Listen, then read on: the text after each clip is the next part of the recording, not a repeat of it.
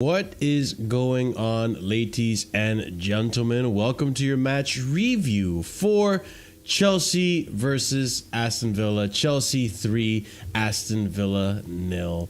A dominant performance from Chelsea. I am very surprised that it was so dominant, to be honest. I thought this was still Conference League. That's how dominant we were.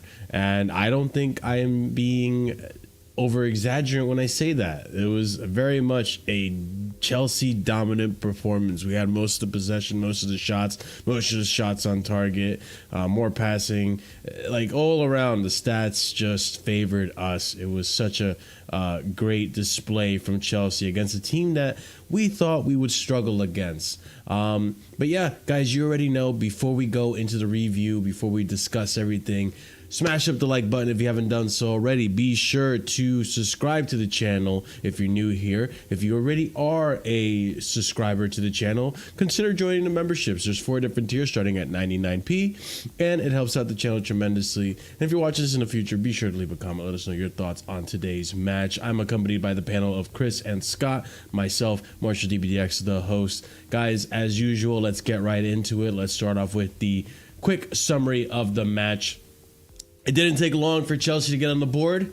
7 minutes in, Nicholas Jackson, who is currently a striker on fire, manages to get a beautiful, beautiful goal. Jadon Sancho key pass goes wide over to Cucurella. Cucurella, another cross, very much a disrespected crossing ability of Cucurella, which has improved this season, I'll admit. But hey, you have some people who are disrespectful.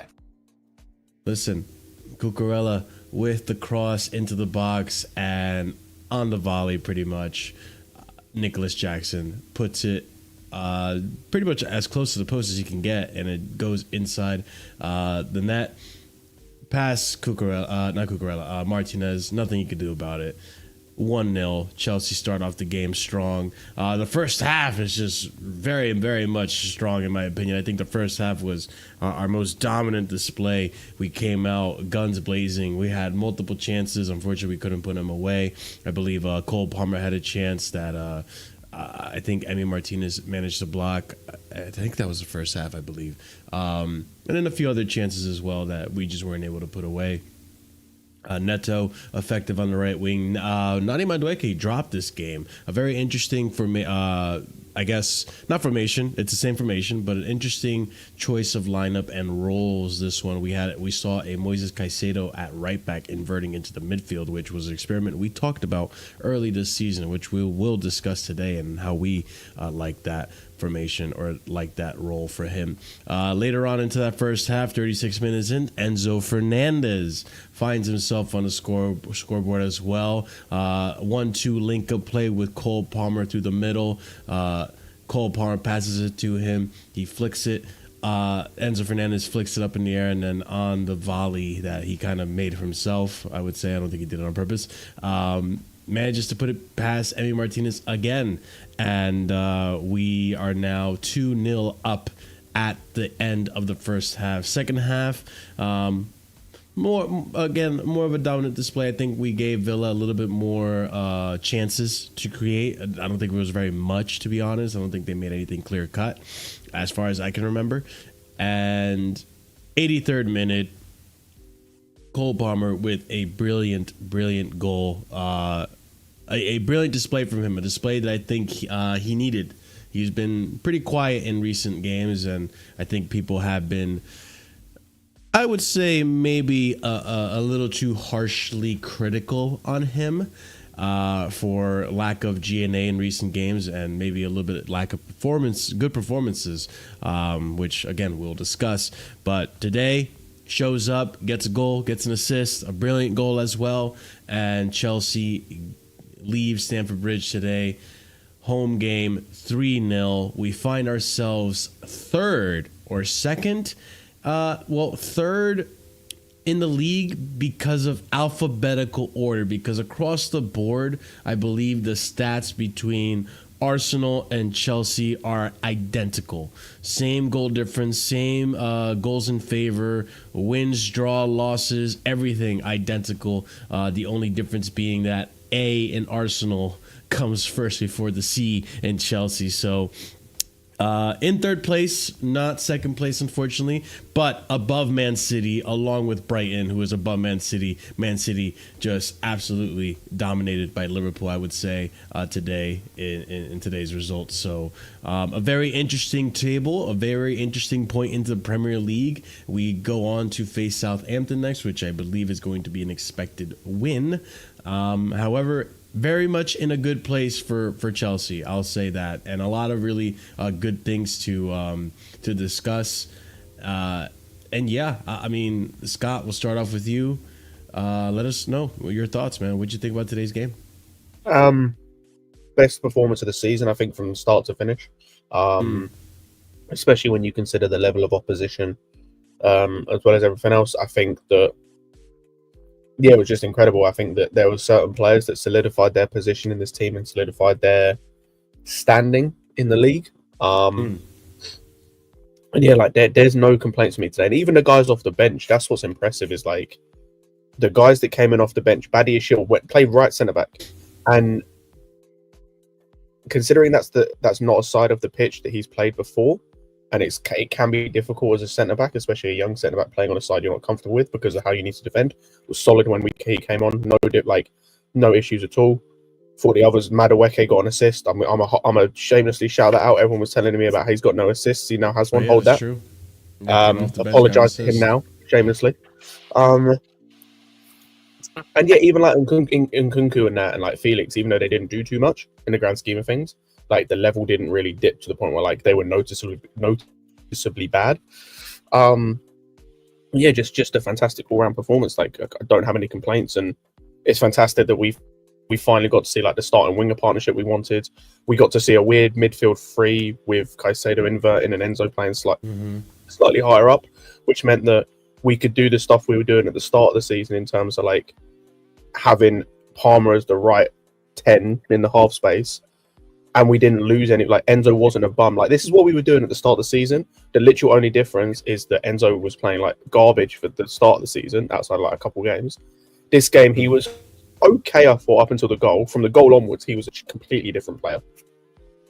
And like, yeah, it was unreal. And I think Cenac said it there a few minutes ago. Like, that this should be our starting formation in terms of like Caicedo at right back with Reece James out. Gusto's been ass. I like Fofana there. I think Fofana also works. He got injured in this game. I think we'll touch on that later on. Like, Caicedo's that position's his, because now you can play Lavia as well and Enzo as well. And if you need to change up, say against Southampton, you could easily see Enzo get dropped, for example, and you play Felix or Nkunku because it's Southampton and you can go a bit more attacking. Unreal. Yeah, I guess, Chris, we'll start off with you on the thoughts on this right back Caicedo role that we saw today. I think that's going to be a big discussion today for sure. Maybe going to touch on that one as well, but yeah. Obviously, I think in possession, I think he did great. Of course, it's just maybe a little. I think it's going to take time with him if we do actually continue Caicedo on the right back and invert into midfield. Because I remember. If you remember, I think it's first half or something, he did get caught out and it looked a bit awkward, but I don't think he had too much of an issue today. If we go like, whole possession and dominate the game like we did today, I think he would do that role like superb and pretty much perfect, because we don't need to worry about defensively. So if it was against a big team, I wouldn't say like he would. I don't think he'd do as well. I think we need like someone like Fofana or hopefully like Reece James or a Gusto, but like yeah, I think if we go into games like the smaller games, like the lesser sides, like even Everton come up, Southampton, we got Southampton on Wednesday, right? It's just around the corner. I think, play him again. Definitely play him again against, right back in the room. Because I've always wanted to see Lavia, Enzo, and Caicedo in that kind of midfield three, because we know they're all really good midfielders and they all have their uses to the squad and what they're good at and what they're not good at, and they all fit each other pretty well, I think, as a three. I really like Caicedo wherever he plays, to be honest. He can be like everywhere in the midfield or sitting deep or sitting as a right back in the midfield. I think he did a good job today anyway. Like, he didn't do bad. Like, no one played bad today. So I quite like it. We need to see more though. We definitely need to see more of an example size him at right back and into midfield, but yeah, it's looking good though. Yeah, I'll admit, I like what's going on right now, right? We're taking advantage of the fact that Enzo Fernandez is on great form, and we, rather than drop him, take that and use that to our advantage to sharpen, I guess, our attacking knife. Because I will, we've had this discussion before, whether people agree or not. I do believe that when Enzo Fernandez is in the team, we see our attack get a bit of a boost in terms of creating more chances, creating more opportunities, looking more fluid. And I like that right now. Yes, if a player's on good form, play him. And Maresca's doing that, right? And making it happen. I will say, and this might be my unpopular opinion, as soon as the goals and assists begin to dry up or look like they dry up, or at least the performances dry up for Enzo Fernandez, I do prefer to just have him benched and keep Caicedo in the double pivot. Because what I will say, and maybe this is just me, right? Big up Donso, the leopard is here. Celebrate your win, of course. But I will say is that right now with Moises Caicedo, today's game, I think he did a brilliant job. I'm not taking away from that. I think today I would have just loved to have seen him more often. I feel like I'm more comfortable when Moises Caicedo is more in control of the game, more involved in the game in the middle of the pitch. Not to say he wasn't involved. He definitely was involved today. You can feel his presence on the pitch. But there was, growing pains and, positional awareness that he still needs to sharpen and stuff. Obviously, this is a new role for him. Or not even a new role, but it's a more unfamiliar one for him. But has he actually played right back and inverted into the midfield? Not inverting into the midfield, I don't think, but he did play right back for De Zerbi, I believe. He's played right back. Yeah, I'm just saying, role wise, he's inverting to the midfield. It's quite a hard job to do. I can't lie. No, and I'm not taking away from that. I guess what I'm just saying is I kind of prefer when Moy is involved in the game more, which is today. Maybe that you take that away by putting him at the right back role. I don't know if you guys agree or disagree with that. I disagree because of the way we play, like you saw it today, where he's still able to do all the midfield stuff. Like he's basically just doing the role Gusto was doing at the start of the season, and because of that, and because he's way more adept at doing that kind of stuff in midfield, he's just able to do more. Like he's able to make all do the defensive work that he does so well. He's also able to get on the ball and make good passes. And we see the partnership that has been the best for us this season. I don't give a shit what Enzo's doing. Our best partnership is Caicedo and Lavia, and we saw it again today, by the way. I'm going to touch on Lavia in a moment. Don't think I won't cook this motherfucker that you've just brought up his comment. Talk to me now about what Lavia brings to this midfield. I'll cook you in a second. But yeah, I think that with what Caicedo does, it doesn't really matter where he plays to an extent. He is the most complete midfielder in the league this season, bar none. And we're seeing it even when he's playing right back, he's inverting into midfield. He's still able to do all the stuff that he's still able to do all the stuff that we like him to do.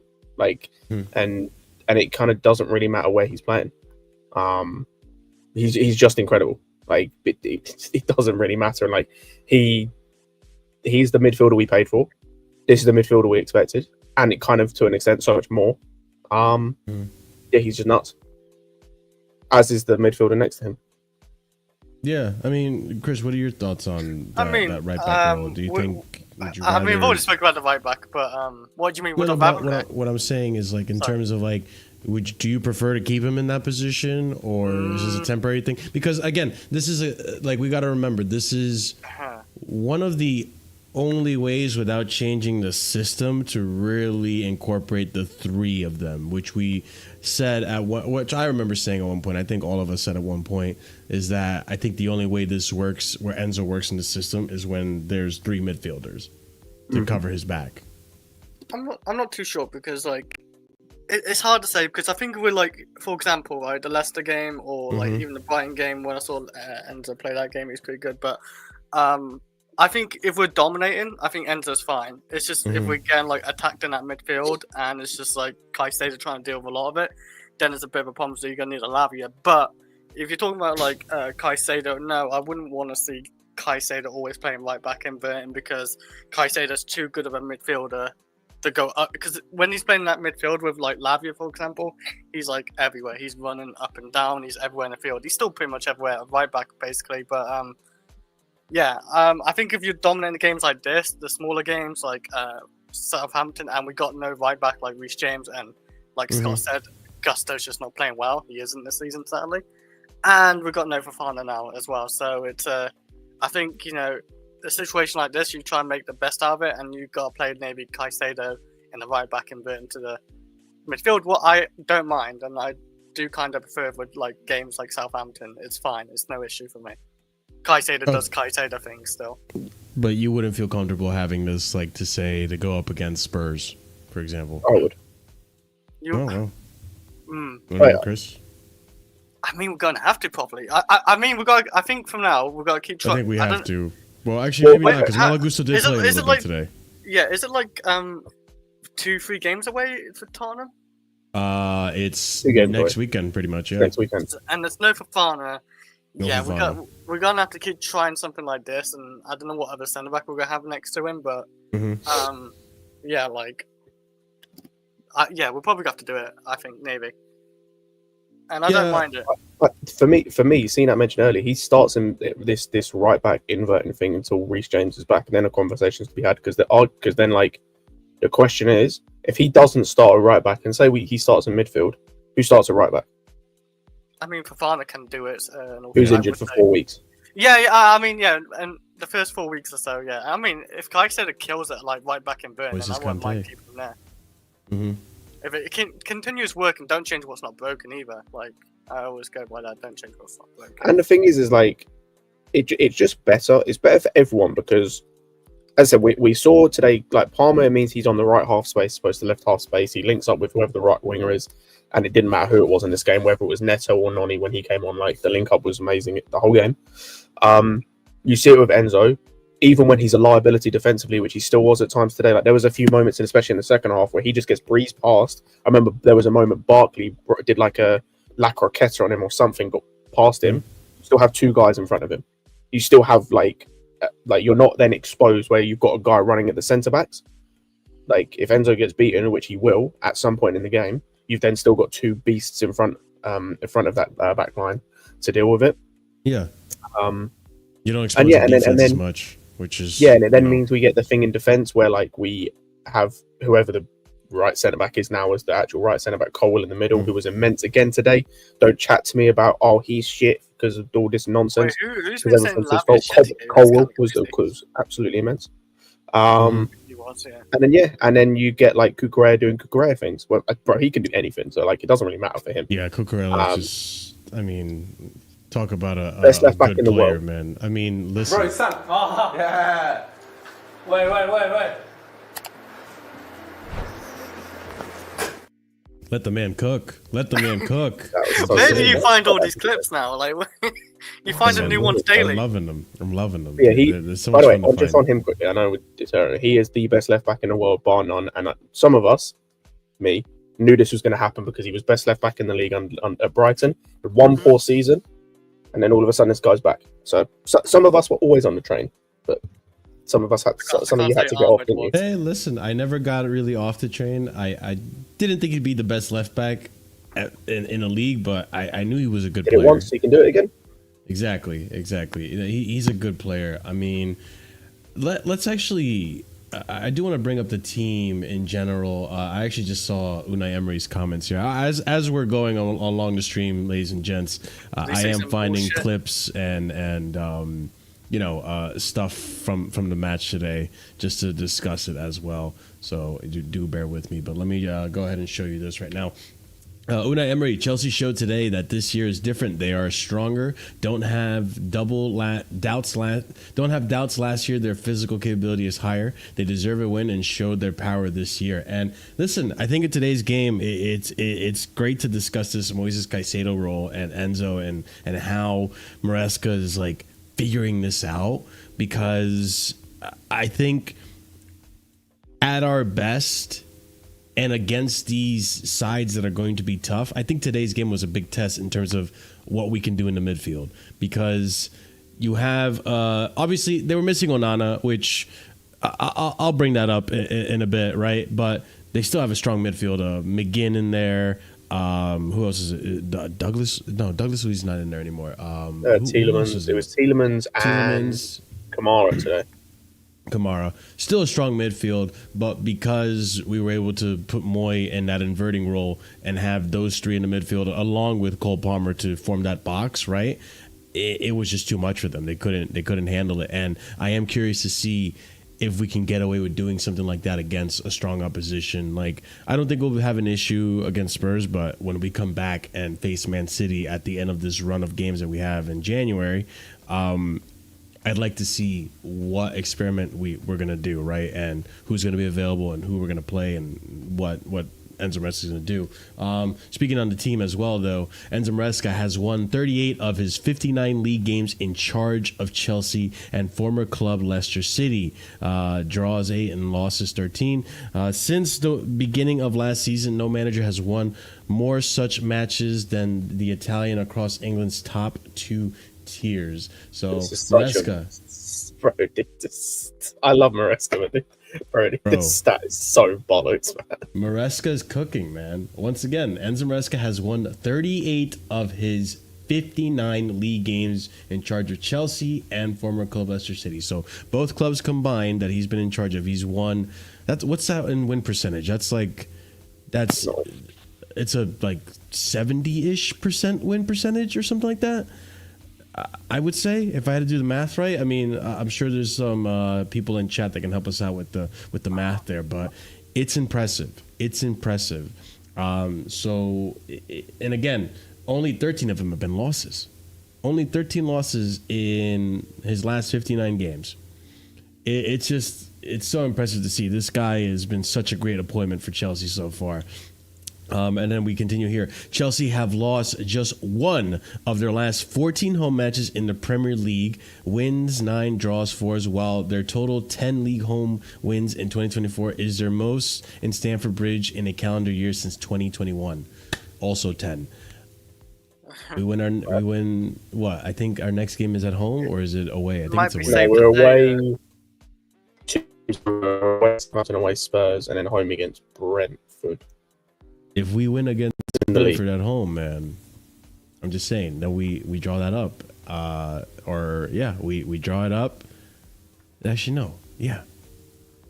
And we surpass 2021. We're even better. I think slowly but surely, we're kind of making Stamford Bridge into a fortress again.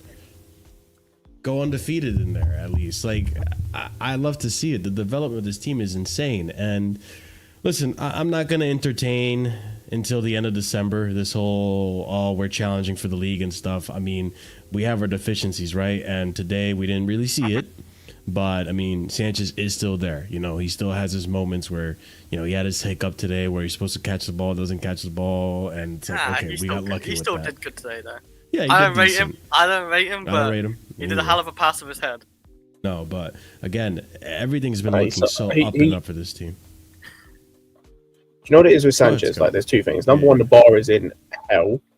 Yeah. So, anything he does that isn't terrible is good, basically. Mm-hmm. He was decent today. Like, I'm not trying to shit on him, but it's like, today's a perfect example to an extent of, like, even with him in goal and still looking like a bit of a bozo in a sense of, like, you're never 100% confident with him there.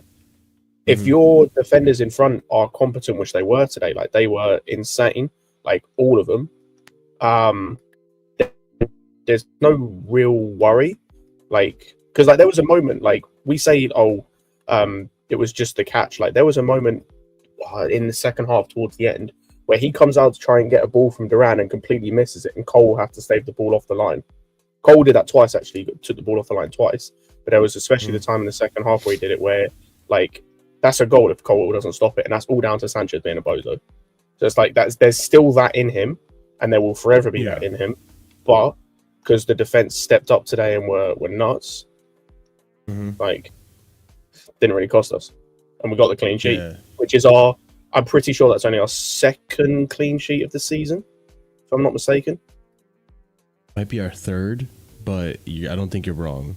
Because our first clean sheet was against... We've had one against Bournemouth. Yeah, Bournemouth was one. Are you talking in the Premier League, right? Obviously. Yeah. Yeah, in the Premier League. Didn't. Yeah, we kept the clean sheet against Newcastle. No, Isak scored on us, didn't he? Yeah, he got 1 goal in there. Damn. That actually might be West Ham. I swear West Ham scored against us. Sure. Or it was 4-0 against West Ham. What was the West Ham score? Fuck, I can't remember. I can't remember. I'm just gonna check it right now real quick. Chelsea matches. Yeah, it was West Ham 3-0. 3-0. Yeah, it's our So third Bournemouth- clean sheet of the season. Yeah. In the league.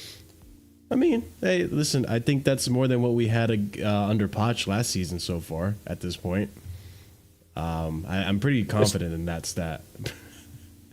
I'm pretty sure that's more than what we had under Pochettino at this point. Yeah, last year. it's Go ahead, Scott. it's our third. It's our first clean sheet in 2.5. Yeah. And that's good. I mean, speaking on clean sheets, I do want to bring this up, and I think we do have to discuss this, right? Pick up Sanchez, yeah. Shut up, Chris. Yeah. We have to discuss. I think he had a phenomenal game, and it's absolutely unfortunate that he walked off with an injury. Which I was gonna say this in Discord. It's fascinating to see that he stayed fit longer than Reece James has, and I don't think any of us really What is that, expected that. big? No, not a dig. I'm just surprised that he stayed this fit because my man Fofana, obviously, Wow. was cooking today too. Why have you got clips from the same like? Hey, listen, They're all You got cooking, clips man. from, like, You the watch same Chelsea. thing. they're all cooking. They're all cooking. It was They don't know how to perfect. cook, man. They don't know how to cook. They Yeah, have to listen, watch, that I would have ate that step by paella. step. I would have ate the paella they made. I would have tried it. But no, Fofana today, I think had a good game. But it's a damn shame that he got hurt. And apparently, news has it that he's going to be out for about a month, which sucks. But are you guys worried about Fofana missing? Yes, No, not really.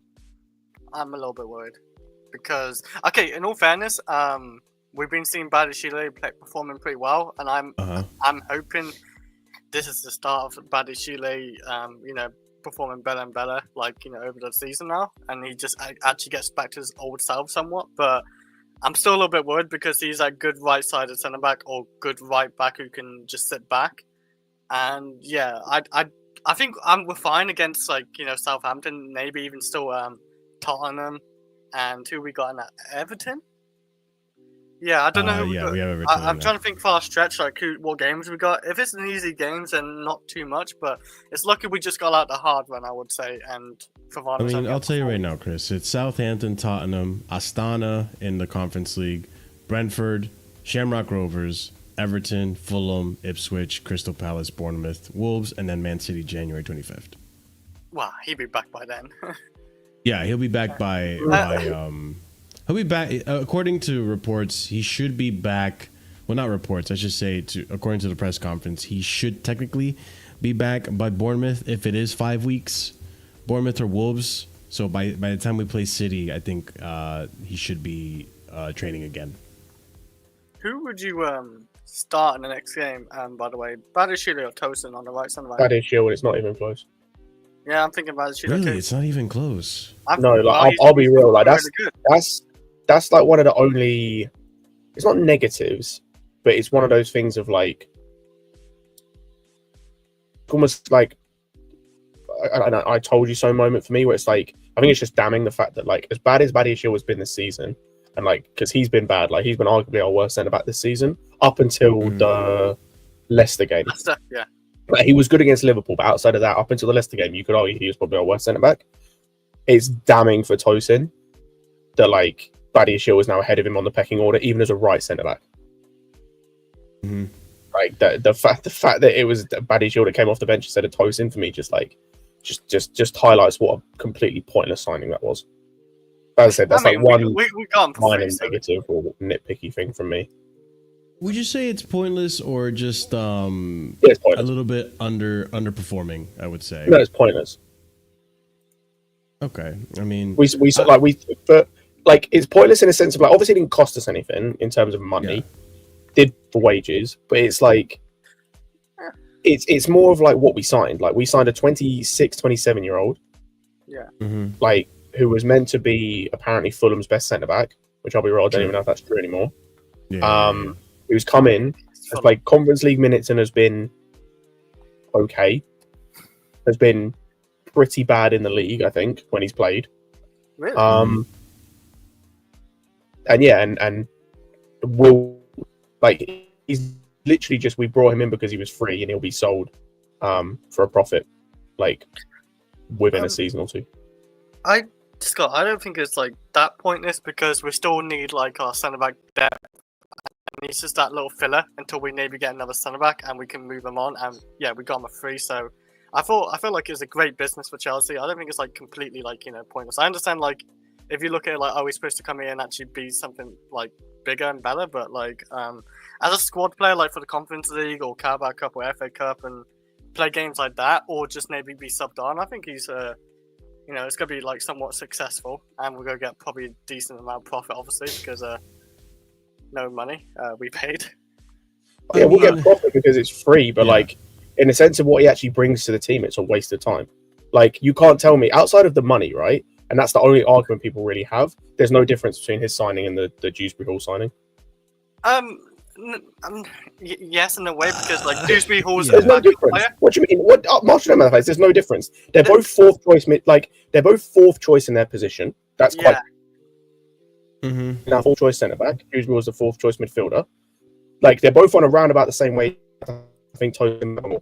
As I said, outside of the money you paid for Dewsbury Hall, which in the grand scheme of that much, and you could give that because he's British and he still does have a decent reputation in England. Each other. I mean, you're not wrong. That's why I can't like wholeheartedly disagree with you. But I feel like much like KDH last game, I think, and much like Badiashile this season, which my opinion on Badiashile is I need to see it a bit more. Like, okay, recent games, Leicester, this game, even to an extent, I wasn't too convinced, but to an extent also the Heidenheim game, okay, I've seen Badiashile improve and kind of get closer to what he was when we first transferred him in. I'm still not fully convinced because it's been 3 games. So I kind of want to see more of a pool. So, I mean, to an extent, I agree with you. Yeah, I wouldn't mind just bringing in Badiashile to take the Fofana place for now.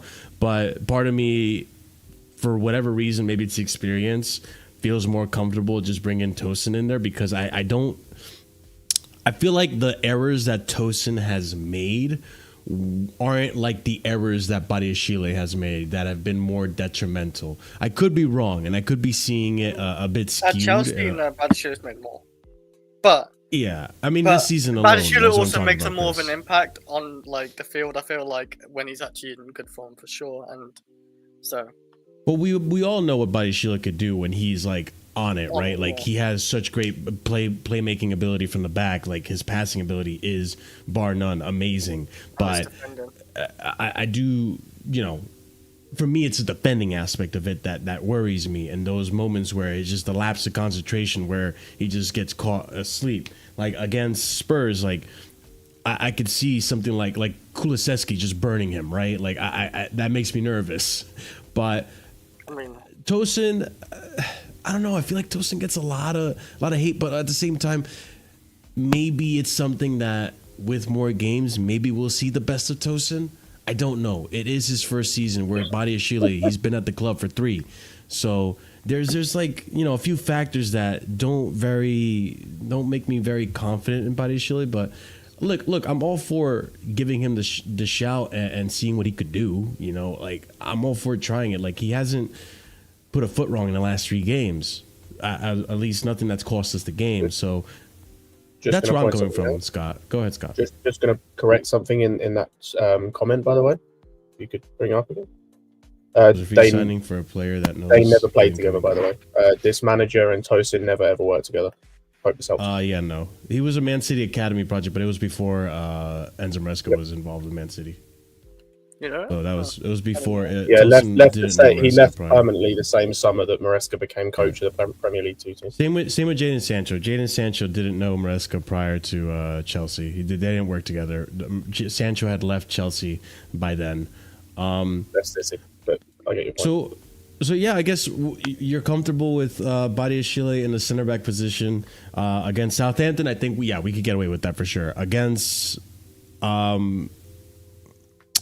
Tottenham, though, do you feel that experience that Tosin brings to the table could be more beneficial in that game? No. Okay. Experience means nothing if you play like shit. I'm gonna be so real. Yeah, I just don't think he's been playing not like Colwill. I don't know why I was about to say Colwill. Tosin has played this season. I've said it before. He has played this season like he's the same age as the rest of them. He's 27, but plays like he's like 20. Mm-hmm. I mean, I see where you're coming from with the comment with KDH. By the way, like I do see the resemblance in terms of like, you know, has he been as useful of a signing as we thought he would be? Probably not.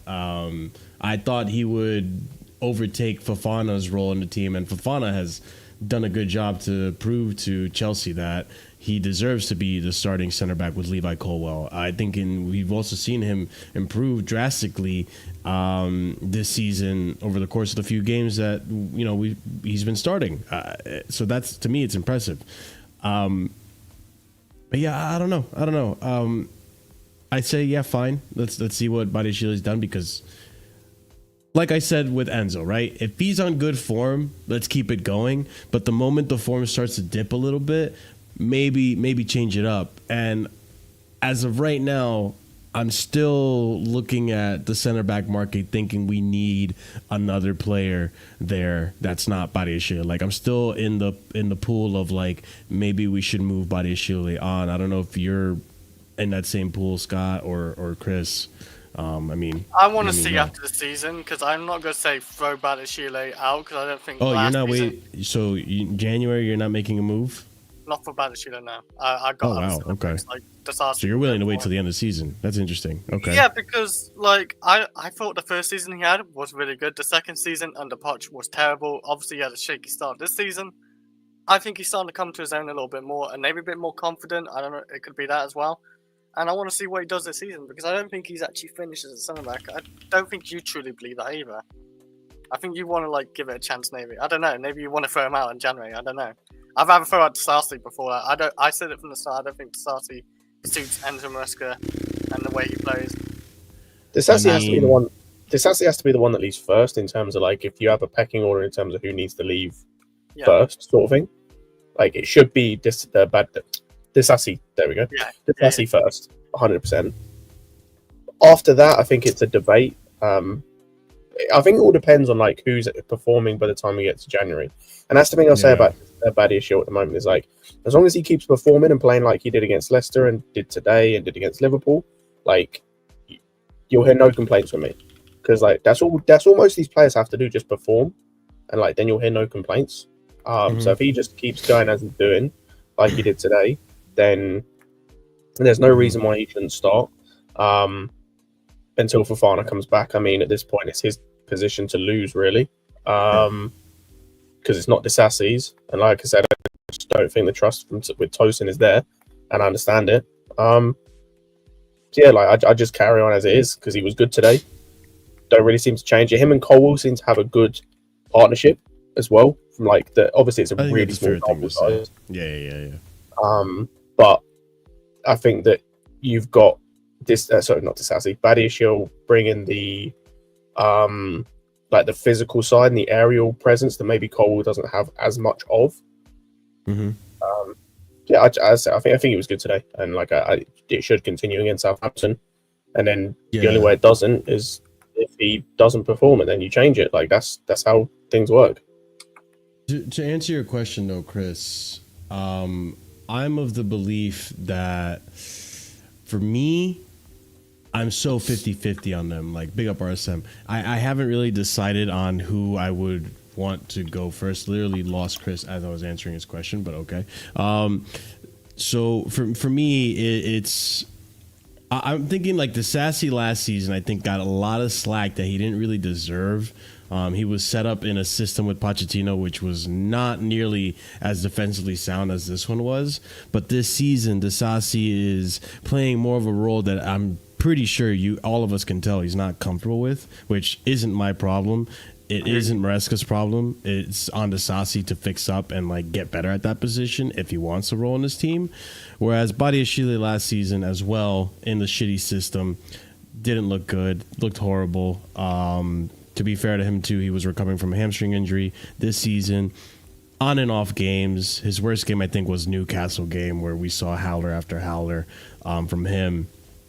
But in the last 3 games, looked like he's picking up some type of form.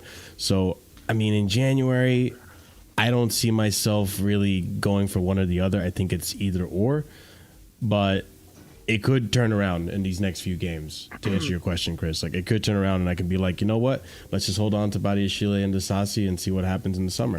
But I mean, RSM, I don't know your thoughts. We were just talking about the fact that, you know, with Fofana out for what looks like it's going to be about 5 weeks. Are we comfortable with Badiashile, you know, stepping up and being in that role?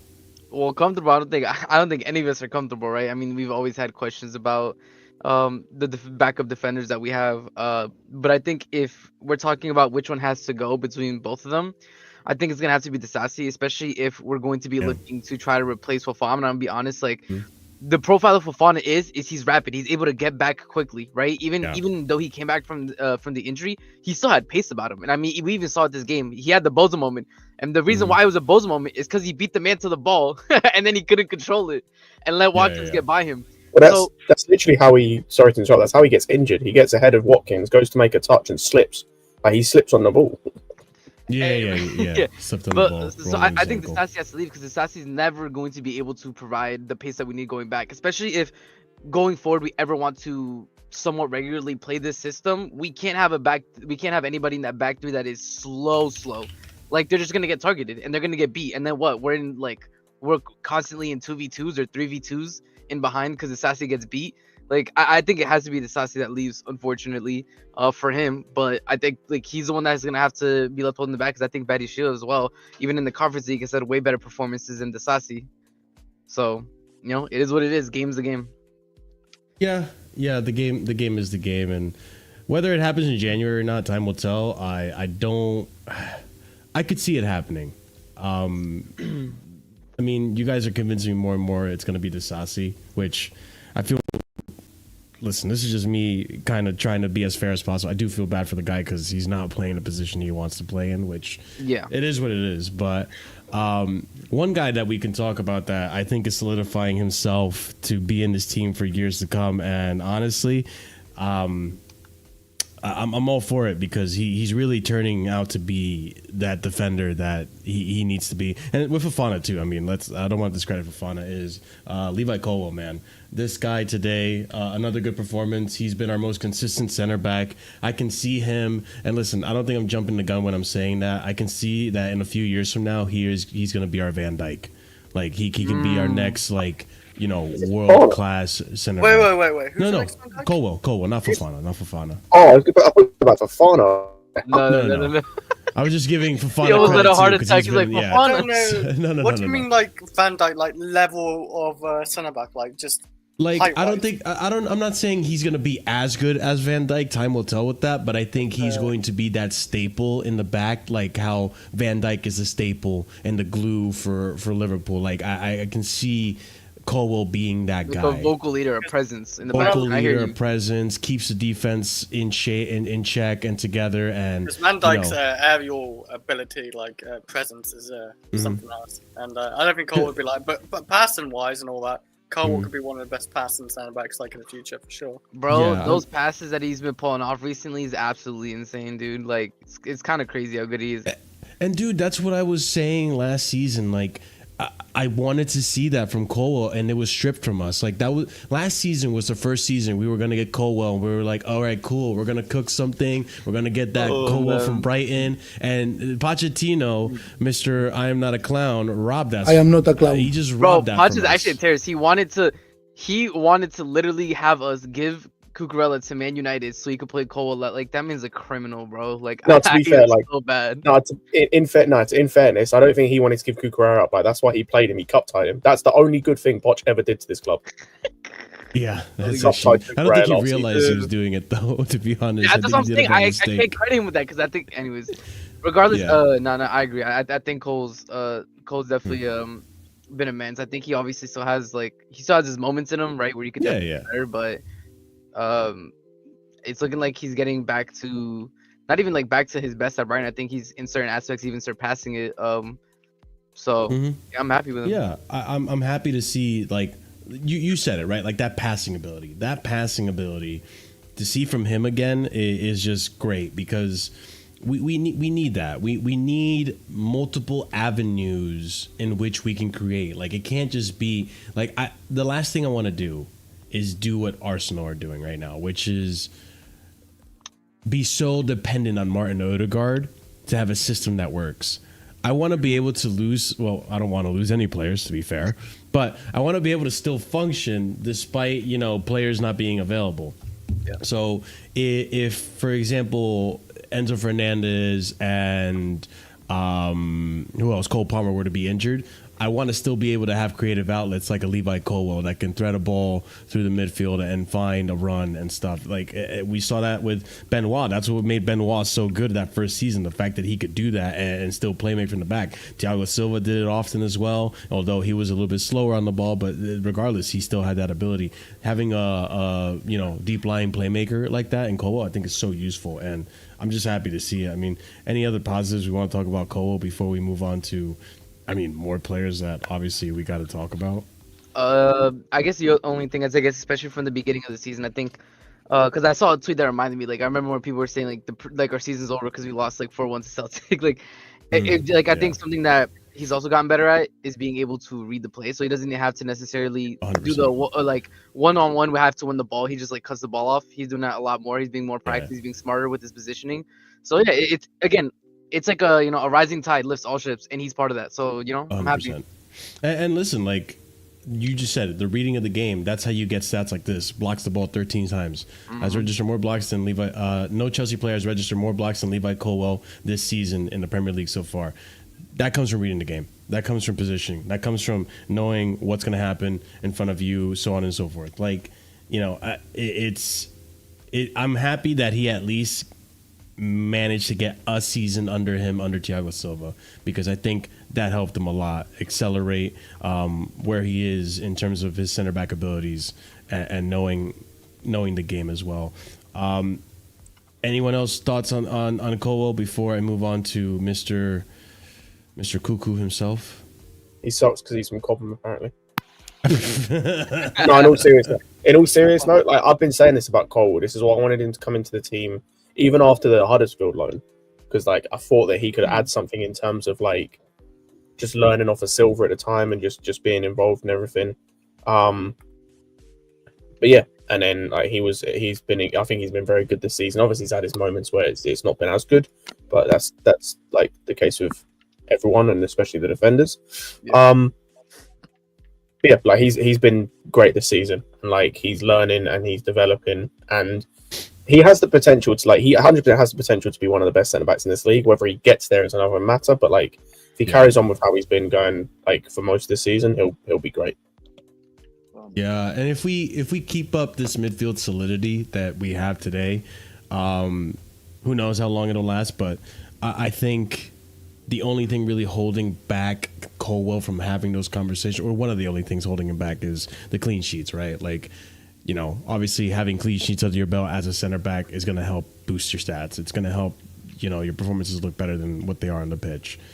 So I think as long as we get him those clean sheets more often, we can have that discussion. But I think for the future, Colwill is becoming that guy, and I'm happy to see it. We needed something. I think ever since we lost Christensen and Rudiger, we were always worried about who's going to be that guy once Thiago Silva leaves. And Thiago Silva's gone, and someone needed to step up, and I'm happy that Levi Colwill is doing it. And with Fofana, time will tell, but I think Fofana's been improving this season. He's another one that I'm happy to have in this conversation of doing well in the center back position. I got to talk on Prime, did you want to add something? Oh wait, one thing too. Shout out That's good. Cole for taking every possible opportunity in front of the press to shit on Poch. It's great. Yeah. bro. Yeah. Every time. He made it so clear. he hated No, left back. dude, it's been like literally 10 times this season where he's like, yeah, bro, like the manager, like he's letting us do what we need to do. He's playing us in the positions where we feel most comfortable. Like, bro, every opportunity. Yeah, man. This man was like, fuck Poch. For real, he really bro. Was. He really was. Prime, I think you wanted to add something. Oh, I think you're muted, Prime. My man Prime is Yeah, been Prime, you're muted. silenced. Prime, you're He's muted. been silenced, bro. It's unfortunate. Oh, yeah, there it really is. quiet Really now. low again. I'm trying to. Oh, you didn't process- get the mic fixed. No, I'm trying to process what you said about Van Dijk. Hmm. But Damn, your mic is just, you know. what you guys can hear. It's. I think your cable's fucked, dude. I think you need a new mic. Oh, probably, but regardless, I can hear you now. Okay, cool. There you go. yeah, I think it's crazy what you said about Van Dijk. I think What did you hear me say? Because Like, obviously people are gonna take it to the extreme. that he could be our Van Dijk? I think that's crazy. However, there are a lot of people who rate him highly. They think this guy could be like John Terry-esque, that he could be generational. I don't know. I think we have to wait and see. But he has impressed me this season because for the past, 2 years now, 3 years, I've been saying this guy's like an average centre back. So he's proven me wrong. He's better than that. He's good. He's very good. Can he actually be world class? Who knows? I think we need to surround him with the right players though to actually let him shine. But he's doing very well in the middle of our back three. He's doing very well, and I think this season he's been one of the best centre backs in the Prem so far. So listen, we'll wait and see. I don't think what I'm saying about the Van Dijk comparison, it's not even really a comparison. It's more like the role that Van Dijk has at Liverpool, I can see Colwill becoming that type of role. I mean, playing on his ball playing ability. No, not just. I'm not talking about the ability. Just like to be that. Like if you take Van Dijk out of that Liverpool defense, you see. Even though Konate's a good center back, even though Joe Gomez on his day could be good and so on and so forth, like you could replace Van Dijk with someone else in that center back role for Liverpool, and it's not the same. Like the leadership isn't there, the consistency isn't there, the glue isn't there, like the presence isn't there. Like I hate to say it, but to an extent, there's that aura, right? And it helps boost up Konate's performances. You know, it's stuff like that. Like I feel like that's what I'm saying about Cole. I'm not saying he's going to be as good as Van Dijk. Time will tell. I hear what you're saying. Yeah. But that's what, like, I think it's way too early to be saying that. Be saying that he'll be on like a GOAT status of centre back. I think it's too early. There are people who have been saying this about Cole since the academy days. That he can be this Van Dijk, John Terry level. So Yeah. we'll wait and see. I think again we need to surround him with the right players. But I'm happy that he's actually now being coached properly and he's being allowed to play in his correct position, because what he was doing last season didn't help him at all.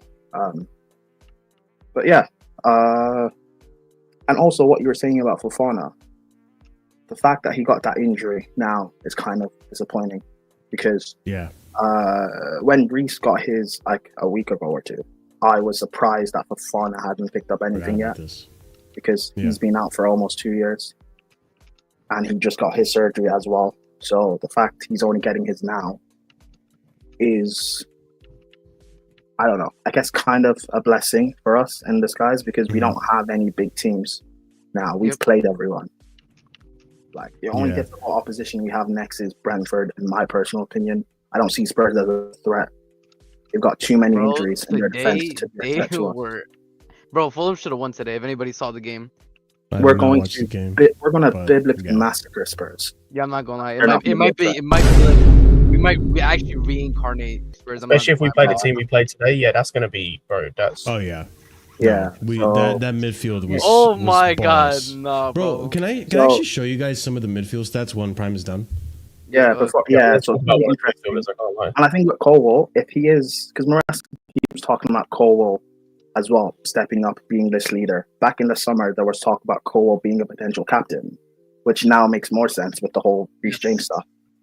This run we have coming up, even though it is against lesser opposition, now that Fofana is out for about 6 weeks, who partners Colwill, it's up to Colwill to step up. If he is this Van Dijk, if he is this John Terry, what John Terry and Van Dijk did is they rose the level of every centre back they played with. Terry played with Cahill and made Cahill look world class. Van Dijk played with Gomez and Matip and made them look world class. I'm going to need Colwill to raise the level of Badiashile, or it's the Sassy, or if it's Tosin. I'm going to have. Yeah, that's what Thiago was doing last season, low key. Like when you look at who was playing next to, like without him now, they look spooky. I hope that's Colwill, why, like, you know, in the recent 3 games, we've seen Badiashile like raise the level to an extent. And Scott mentioned, although it's a small sample size, it could be due to the fact that he's partnered with Colwill, you know? Yeah, so I don't know who his partner will be, but assuming it is Badiashile, if we get to when we play City by the end of January, if we get to that run and our defense is still looking intact, that's full credit to Colwill. That's full credit to Colwill. And also, you're playing with a bozo goalkeeper as well, so also that's why I've not gone on to Colwill or Fofana this season for any mistakes they've made, because I know what they're having to deal with that behind them. Yeah. But, what were you gonna say? Fofana's Insta post. Did you guys see Fofana's Insta post or no? No. What did he? So apparently his Insta post, he said it was gonna be like short. He said it was gonna be a long term like injury. He's gonna be out for like a long time. He's probably playing it down. Yeah, I don't know. I'm just saying, like, that's what he said. He's right, like, because he. Is it me or did he cut out? No, he just cut out. Okay. Yeah, but the thing is, right, and we also know what Maresca is like as well. The games we have coming up, I don't expect Fofana to get rushed back. He doesn't have to. If Colwill is as good as he's supposed to be, and Badiashile is now starting to improve, we should be fine. We really should be fine. Yeah, I think the defense is starting to shore up a bit. But I agree with Prime. I think with Badiashile, let's see what happens. In the last 3 games, I've seen a Badiashile kind of start to turn it around. If I really do believe in Colwill the way I've been saying, then I think maybe this can continue on. Especially it's Southampton's the next game. We're probably gonna have Malo Gusto back as well, who could potentially do a role at that. We don't know. We'll see what Maresca cooks up, because what I like about Maresca is that every game he's approaching it differently, and I didn't think he would approach this game like this at all. Like, I think we never know with Maresca, but we know that there's like a core there every game. And we were talking about the midfield, right? Against Spurs, I don't think I'm worried, because if you look at today's stats, it's actually insane how dominant we were in the midfield. The first one we have here, Romeo Lavia registered 100% on his successful tackles for Chelsea against Aston Villa. 100% successful tackles for Romeo Lavia. That's like... No, but he doesn't offer anything to the midfield, Marshall. Bro. It's By the way, you're not going to... Unless you watched Lewis's stream from like... I think I'm picking up what you're putting down, dude. you're going to have no idea what the fuck I'm talking about when I say that, but yeah. No, I understand exactly what you're talking about. I'm picking up what you're putting now. I picked up on it pretty quickly.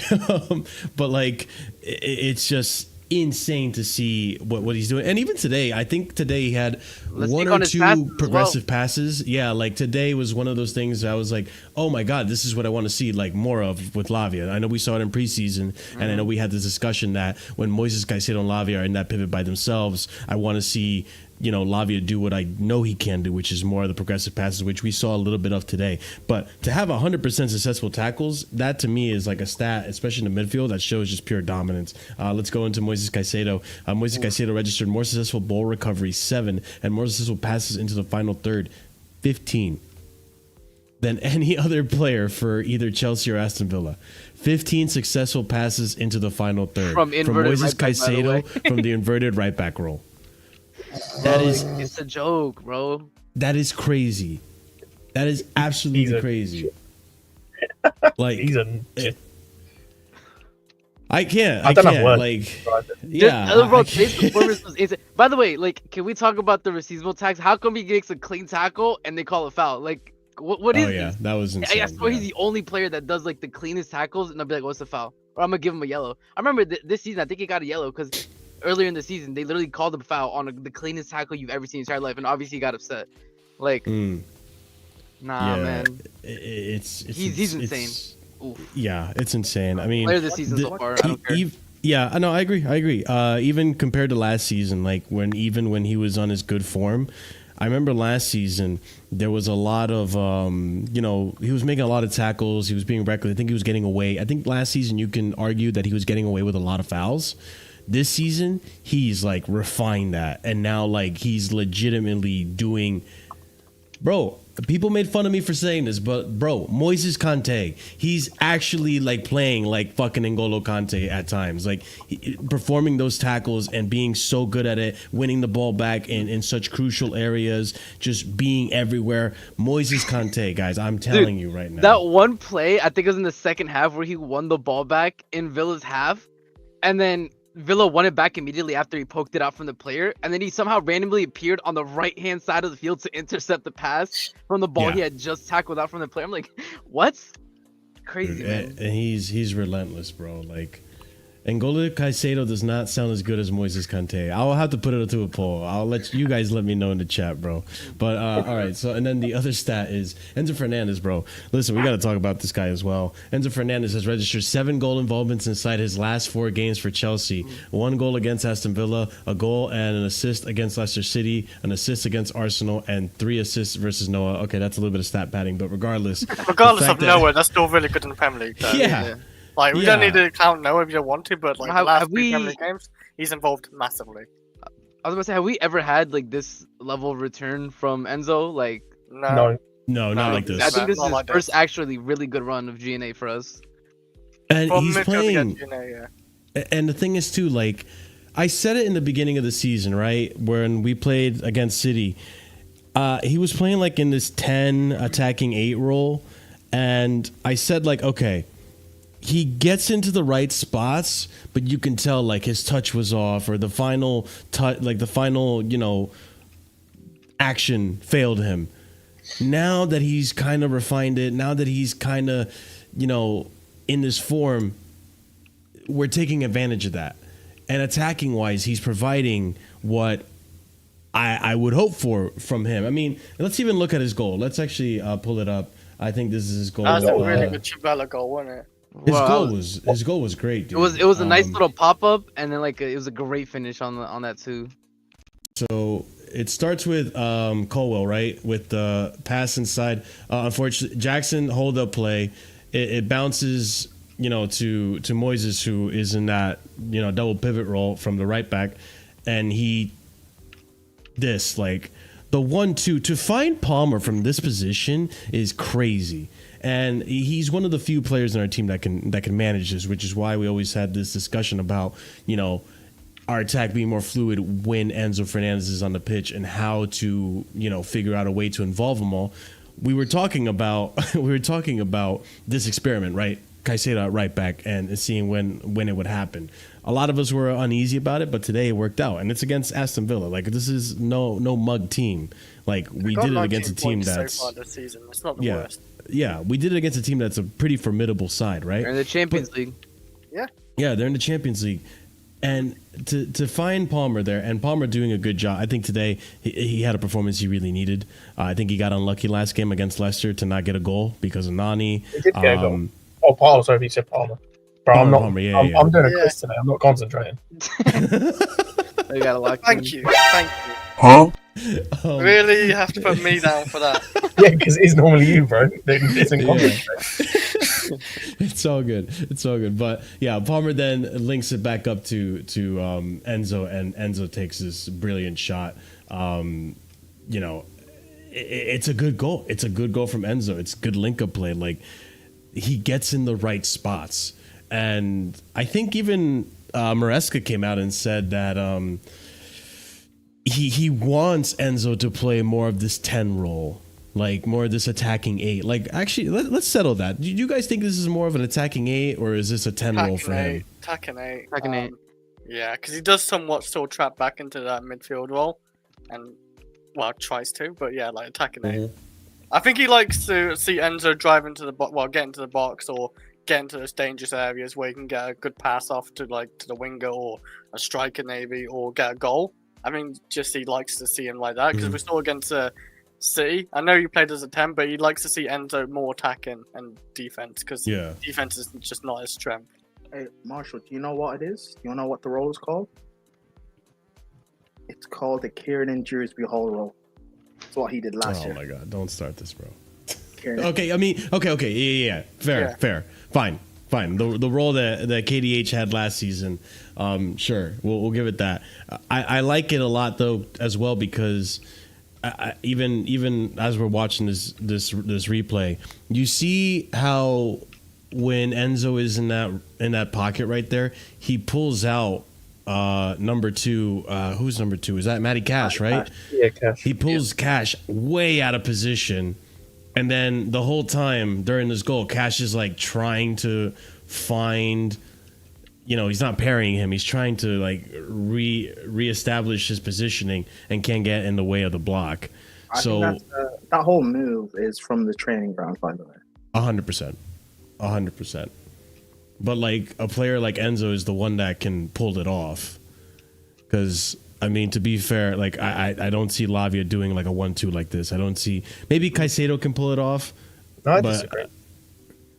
Really? I think they have it in their locker. I just think Enzo's the most likely to do it like on a that's what it is. I think all of them have it in their locker. Yeah. It's just Enzo. I think like if you see. I think if Caicedo and Lavia are in that position, they have the ability to do it as well. Whether they put it off is another thing, but I think they have the ability to do it in that same position. Whether they actually Caicedo does. Whether Lavia has the ability to score the goal Enzo scored is another matter. But like in that position, I think they have the ability to do the 1-2s and stuff. That it does take a lot of technical ability. What a goal he did score there. No, he was good. Like the thing is, I thought he was okay before the goal. Like, I genuinely thought it was going to be like another kind of Met Enzo performance in terms of like he wasn't really doing much. His passing was kind of off, I'll be honest, until the goal. Like he had one pass to Jackson which was offside where he broke. They were about 5 yards apart and my man knuckleballed it into his foot. Like the fact Jackson controlled that as well as he did, like fair play. But yeah, and his link up with Sancho was okay, wasn't great. But then after he scored, like it was a completely different player for me. Like you could see the confidence went up. All of a sudden, him and Sancho are linking up all the time. He's doing little tricks and flicks, holding the ball up really nicely, like getting in those pockets more often. Bro, he was getting physical too. Like after the goal, he started winning midfield battles. Like remember one time in midfield, like he won. I forgot against who it was, and then passed it off to Jackson. Like I'm like, I swear I've never seen Enzo do this in the midfield. Hey, like literally body somebody off the ball and just. Do you know why? The hoes were in the crowd, man. The hoes were there. They were watching. He said. Yeah, exactly. Said, listen. Sometimes don't let your family hold you back from greatness. Exactly. Hey, don't let your wife stop. Don't let your wife stop you from finding your side hole spot. Don't let her stop you. Baggage sometimes, you know what I'm saying? No. What are you saying? Don't let your wife stop you from being. Don't let your wife stop you from performing for Chelsea, man. No, but let me ask you guys this then, though. Do you think this is the beginning of? Well, let me ask you this: do you guys prefer or like Enzo in this role that we found him in, or do you still prefer him to be that deep lying playmaker? I prefer him to be. His skill set, to be fair, is more suited to him controlling from deep. However, for whatever reason, that just doesn't work, and Maresca doesn't want him to do that.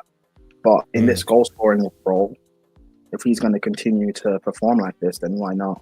I think what really helped him today was the fact Caicedo coming into midfield from right back, which is what I've been wanting to see, and having Lavia in midfield gave him like so much freedom. Him and Palmer, so much freedom to play. So, yeah, I want to see this against Spurs because having that quality in midfield from all four of them, they won't be able to handle us. I want to see this against Spurs.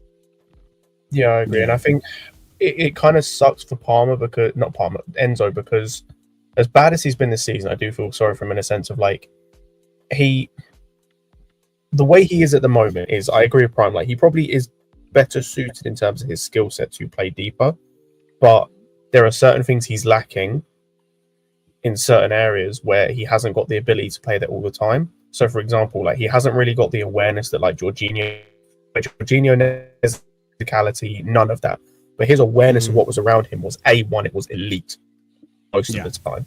So he knew he was scanning all the time. He was doing the old Javi all the time. So that got him out of a lot of situations sometimes. Enzo doesn't have that right now. And then I think as well, when he gets in those moments where he is under pressure, he doesn't have the physicality. We saw it today, actually, like with Lavia. He is the most press-resistant midfielder we have, by the way. There were so many times he got pressed by like 3 man, and oh my day, he's shoving off one dude, like taking it past. Enzo can't do that. No, it's Brighton. Outside of him doing Brighton, he can't do it consistently. And so I think I kind of agree with Prime. Right now, with the way the team is set up, I think it probably suits him playing further forward because he's got players that can allow for his deficiencies. And that's the thing, right?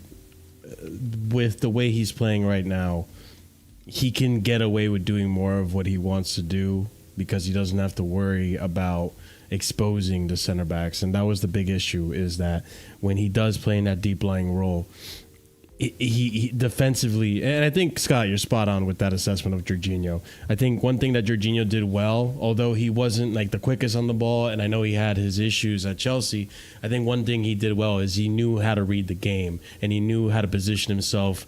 You know, despite not being the fastest player on that pitch, he knew how to position himself in a defensive manner to, you know, at least protect the center backs a lot more. And we saw that especially against Tuchel, with Tuchel, when we won the Champions League, how good he was in that role and that ability.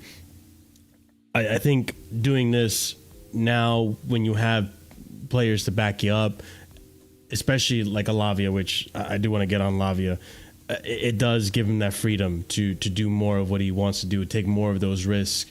And it's kind of like, maybe this is a like comparison.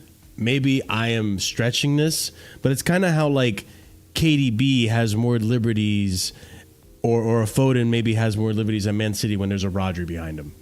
A Rodri that can, you know, protect you from any of the risks that you take coming back and you know, spitfiring back in your face. And we see, especially, you know, today's game and previous games, how big of a, you know, a missing piece Rodri is for Man City, even in the attacking aspect of it. But Lavia, bro, like this guy, man, defensively, there's no doubts about it. Like, he is just so good defensively. He's so good in that DM position, and you could tell. He doesn't do anything, to be fair. He doesn't do anything. Doesn't play in this midfield. That's my place. Nah, man, having 100% successful tackles against a Villa side is madness. I ain't gonna lie.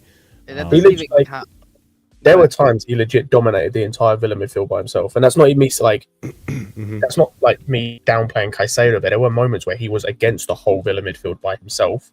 Just when he was on one turn, he dominated them all by himself. He's 20, by the way. Like, oh my god. No, but we saw. Remember, you guys remember, like when we played against Lavia in Southampton when he was only like 18 or 19. We saw how he bossed our entire midfield just by himself. We always knew he was capable of this. When he was at Southampton, I did not see this from him. No, he had this, but it was because it was at Southampton. It's like yeah, but again, I wasn't watching Southampton every week, but I thought people were overgassing it. I didn't see this from him, and even Caicedo, I didn't think he was worth 100 mil, bro. I take it back. He is worth every penny and then some.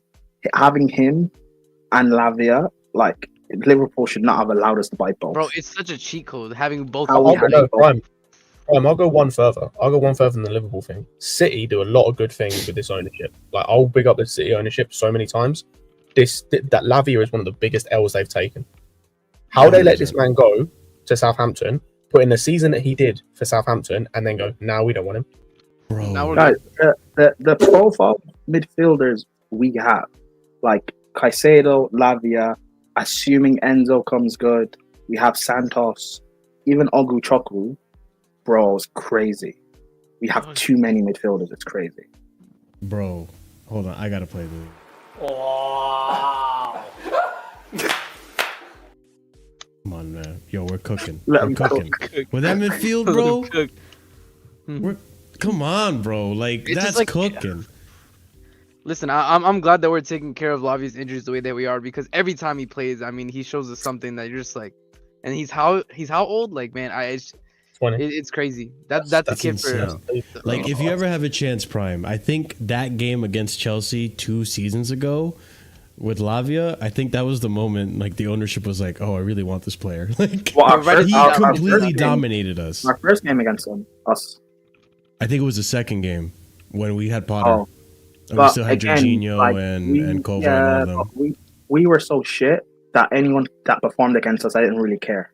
So I know, but a one-man midfield, that's Okay, that's crazy, fair, dog. bro. That's Like, so yeah, fair. but we were but shit. I don't really care. But I hear it. Listen, I take it back my words, because I was like, I didn't get the signing of him and Caicedo, but like, Mhm. bro, it's crazy the amount of midfielders we've been able to buy. Like, City need a defensive midfielder right now. Arsenal wasted 100 million on Declan Rice. Like, it's crazy what we have. Liverpool still Dude. need a DM, because I don't believe in Gravenberch. I don't believe in that hype. You think it's a mirage? Yeah, bro, it's not. He's fugazi, bro. It's not real. But I think one thing that Scott said that really, really like just opened my eyes just now is, bro, right now with Rodri down, City could use a player like Lavia. Like, he would have directly been the placeholder or you know the understudy to Rodri right now. And I think we would be talking about a different City if Lavia was still at City and taking place for Rodri while Rodri was injured right now.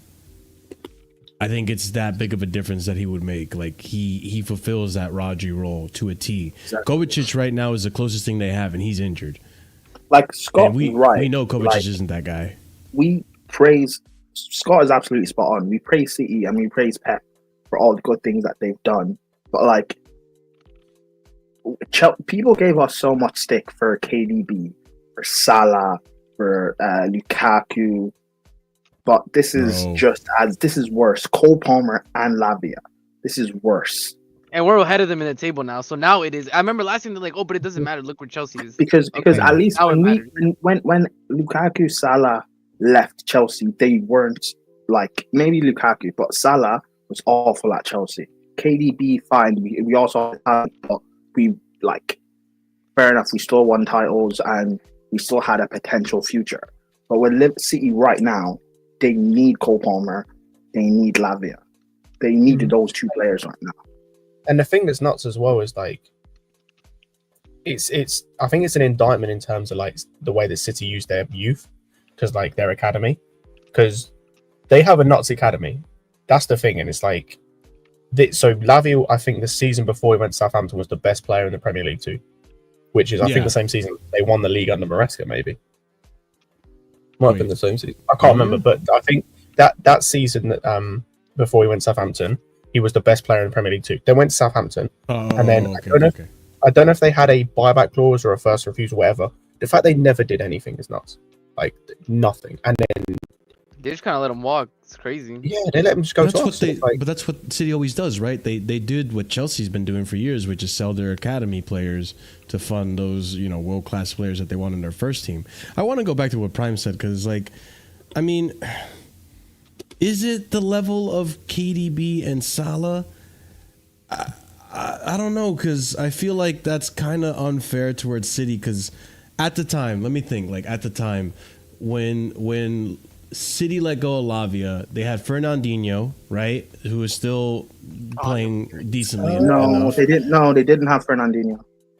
when Lavia was there? No, probably not. When Lavia was there, I'm sure they had. Nah. Fernandinho only left the club like 2 Even like seasons 15 ago. or something, surely. No, but Fernandinho was old and leaving anyway. Yeah. So, But he was still like, starting for them, needed- and Rodri wasn't nearly as good as he was now. He was like the understudy. 2 years ago was when? 2022. 2 years. Was it 2 years ago or 3 years ago? It I was think 2 years Lavia ago. left 3 years ago.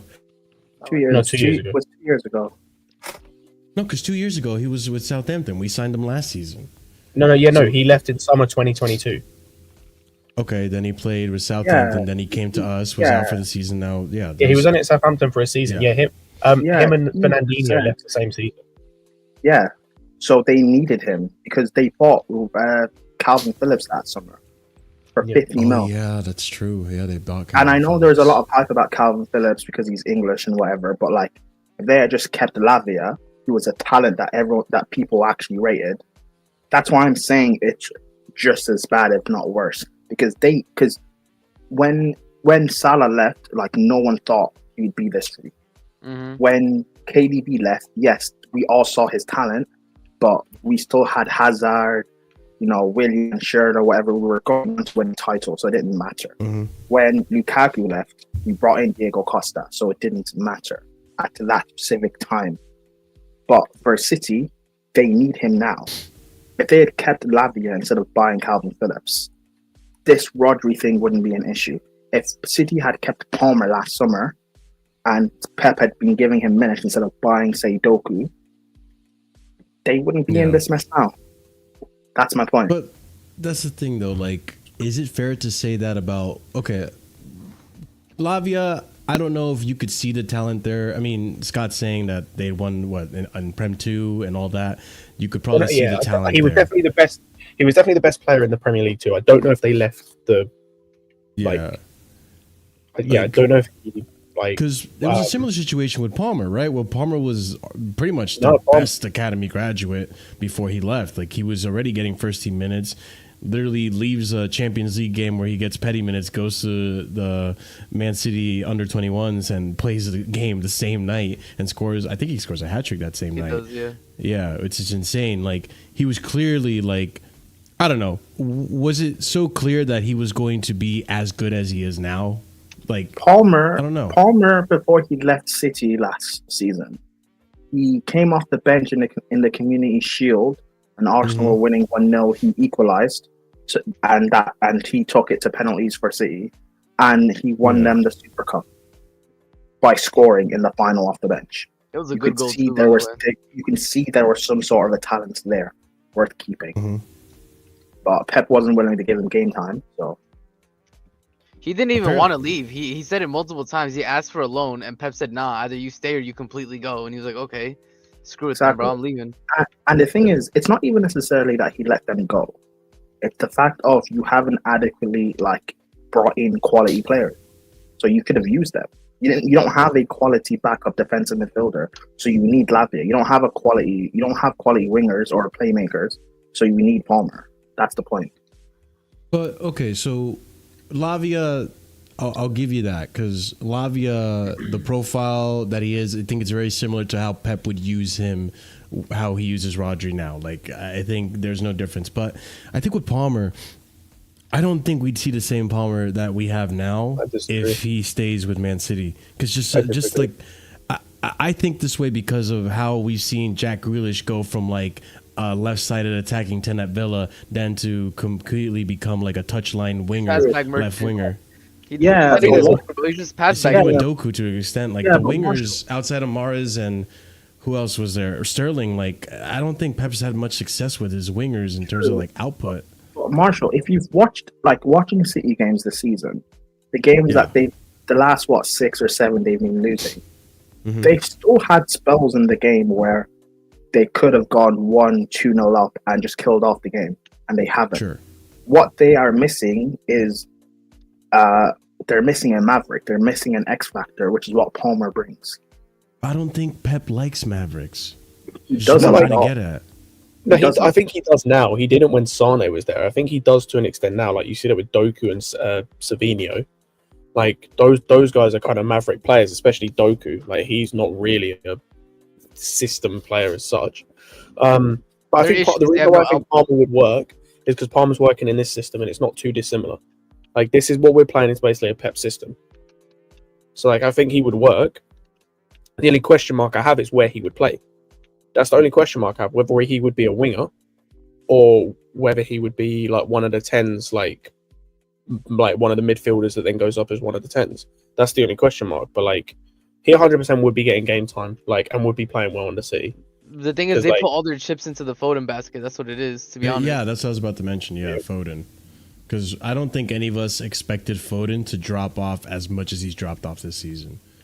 Like, I think all of us after the season that Foden had last season thought that, okay, this is like, I think a metaphor or a symbolization of KDB passing the torch on to Foden. He's not going to be that level yet, but potentially Foden is going to reach that type of impact for City. And eventually, you know, we're already seeing it with KDB not starting as many games, not being as fit as often as he used to be, starting to slowly be phased out of City. I don't know. It's hard to say because, like, again, this all stems from the fact that, like, at the time that Mo Salah and KDB left the club, were Chelsea hurting for those positions, and were they as proven? You can make an argument that KDB showed like some inklings of potential, but he just didn't want to wait. Salah, I don't know. And the same thing goes. Yeah, go ahead. KDB was the only one. Salah, like, we did not lose anything selling him. Like, there was no inclination at all he was going to become the player he is today. There was. He wasn't that brilliant at Roma, by the way. He wasn't even. He sucked for us. Mm-hmm. Like, he was literally just like, he was not too dissimilar a player to like kind of what Werner was for us, where it's just like just running behind, like sometimes score, sometimes fuck it up. I don't think he's any better than Timo Werner. His shooting was god awful. I remember the Shrewsbury game where he took it. He shot against Shrewsbury and they hit for a throw in. Like, his shooting was awful for Chelsea. And even at Roma, he wasn't even that good. I just think it like Klopp what made Salah what he is today. By the way, I think that's all on Klopp. Not all, but a lot. I disagree. I think being in Italy certainly helped him because he was good at Fiorentina and good at Roma. Not this level, but good. Like, that helped him. But we didn't miss him. By the way, yeah, we didn't miss him. KDB is a different one. You could tell there was a talent there from the beginning, and he just never got the game time. But I understand what Prime's saying. I think it's too early to say that with Lavia. I will just say, just because we don't know what he eventually becomes and what City eventually do.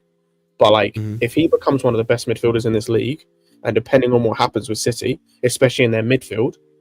Like, if they end up having to go and need to spend 100 million on Paqueta or 100 million on a Guimaraes, and they don't hit the same levels, then 100% we can start having those conversations. I think it's just a bit early just because we don't know what. I'm not going to lie, Scott. I'm not going to lie. I look at the other midfielders in this league. Lavia is already one of the best.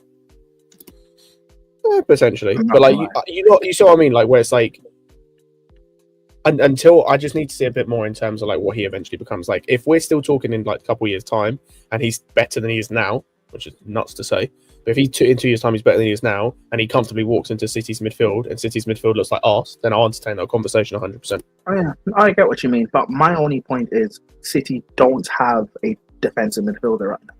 That's why they miss it. Yeah, that's why I think right now. I mean, I just think it's such poor recruiting from Man City when you think about it too. Like, not have a backup DM. You know, you recruited Calvin Phillips, who, to be fair to Calvin Phillips, like, he had such a brilliant season at Leeds, and I don't know if he was given really a fair shot at City. I'll be so honest with you. He got injured, and then when he came back from injury, he was overweight. Pep called him out for being fat, and he just never got the time to get back into the team. So I think City, because when you look at City, looked at Liverpool and Arsenal, and because they didn't do anything in the summer to strengthen, City just rested on their laurels. Mm-hmm. I also think as well with the Phillips thing. I know we've gone massively off topic from Chelsea, but with the Phillips thing, I think as well, it's like he went from a Bielsa system to a Pep system. Like, that's chalk and cheese. you're going from a man-to-man pressing system where you're running 24/7 to a system where like it's still high intensity, but in a much different way. Mm-hmm. So like, it's almost like it's not quite as bad, but it's almost like going from like a Conte system to a Pep system, or like Conte to a Bielsa. Like, that's nuts. Yeah, I think right now it's easy. Right now with Rodri missing, it's easy to say that City would kill for a DM like Lavia, and obviously recruitment wise, they should have probably been a little smarter about how they go about it. I mean, to be fair, they should be going forward. They should be smarter about how they go about getting rid of their young talent. I think they're still, but at the same time, like Oscar Bob, you know, he wasn't supposed to be hurt this season. He gets I think he's out for the season, right? Yeah, pretty much. Yeah, he's out for the season. He was, I think, part of the plans. Rico Lewis, also a part of those plans as well. I don't know if it's fair to say that like this is gonna hurt them as much as like the Salah KDB transfers for Chelsea, but it's looking like it right now. But I mean, like Scott said, we can talk about that on another time. But I think we did have a good discussion on that. I think that was an interesting topic. But let's Also, bring it back to. Go ahead. Sorry, can I just say Caicedo, right? People are extremely disrespecting Caicedo by only limiting him to a defensive midfielder. He's not a defensive midfielder. He's a lot more than that. Facts. Mm-hmm. No, I kind of look at him. I kind of look at him as how I look at Essien. Like he can just do everything. Mm-hmm. So I just wanted to point that out. No, he's phenomenal, and you know, Caicedo's role today, it's an interesting one. I am curious to see more of it. I still, as of right now, I still think I'd rather just keep Caicedo in the part of a double pivot rather than the inverting right back, because I feel like he does impact the game more, being more in the middle. But no, time will tell. Time will tell. Because as long as we're winning games, we have this in our pocket. It just makes it predictable for teams. That's what it is. Like I think in big games, this is the way to go. Caicedo inverted right back. Have Cucurella be part of the back three. I think in big games it can work. And when we play Man City at the end of January, that is what I want to see. That is the big game to test it. That's not a bad shout. I mean, time will tell. Yeah, because I do want to see. Because when we tried to have all three of them in the midfield, it was a weird formation, right? We had Nkunku at left wing. We had Enzo. Not really. We were still getting adapted to the system, right? And these players are still coming into form. It was a different Chelsea. Now with this Chelsea, and now with the way Man City's been lately, we'll see. Time will tell with that one. We definitely need to run it back for sure. We got to talk about the Senegalese machine that we have up top. Hey. Man. Yo, we have Nico. to have. Are we this talking about discussion Timothy on- Jackson? Timothy Jackson. Oh my Guys, days! address him properly, guys. The best striker in this league. Address him properly. Nicholas Jackson is overperforming his expected goals. Top two and he by ain't one two. You feel me, Prime? That's all I'm for saying. Chelsea in the Premier League this season. He did not manage to be in the positive all season last season. The growth. He's overperforming his XG. And let's go over his goal, man, because I think the other one that we got to give a little bit more credit to as well, which some people don't like to give credit to, is... Bro, it's up. Oh, yeah. Wait.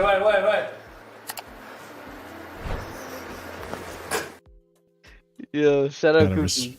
Gotta respect Cucurella. But yeah, so Pedro Neto, who I will discuss as well, I think he had a good performance today. Obviously doesn't get GNA, but you see he was involved. Yeah, it's not his fault. He was involved. Like he you know, puts the ball into these areas to make these chances, right? So he crosses the ball into the box.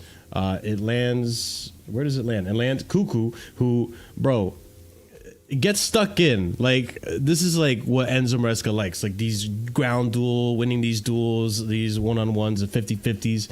He wins it. He gets like really like, you know, smashed in there, but Jadon Sancho lays it off to him, and Cucurella, who I'm told has no crossing ability whatsoever, crosses it into Jackson. Bro, Jackson one time. This is a beautiful goal, bro. I ain't gonna lie. Like, man's 2 for 2 with fucking brilliant goals so far. Two brilliant goals in a row, man. The goal against Leicester was fantastic. This is another fantastic goal. Hits the post, goes inside. Nicholas Jackson on scintillating form, bro. Like, I don't even know. Are you guys even entertaining a conversation in January for a striker? We need Nico competition, but that's about it, bro. I don't need somebody taking the spot from him. He's on form. Why are we gonna like bench him? It makes no sense. Do you think he needs to go through his Shevchenko phase? How Drogba went through the Shevchenko phase? Like, Shevchenko was brought in to be the number 1, and then Drogba was like, nah, G, I'm keeping this spot. I'm just saying. Gyökeres is out there. Gyökeres is out there. Osimhen is out there. We were heavily linked with him in the summer. Now we're hearing links about Delat from Ipswich, who he's having a good season as well. Another Man City project, or you know, another Man City player, academy player. Good competition. Like, I don't know. What are your guys' thoughts?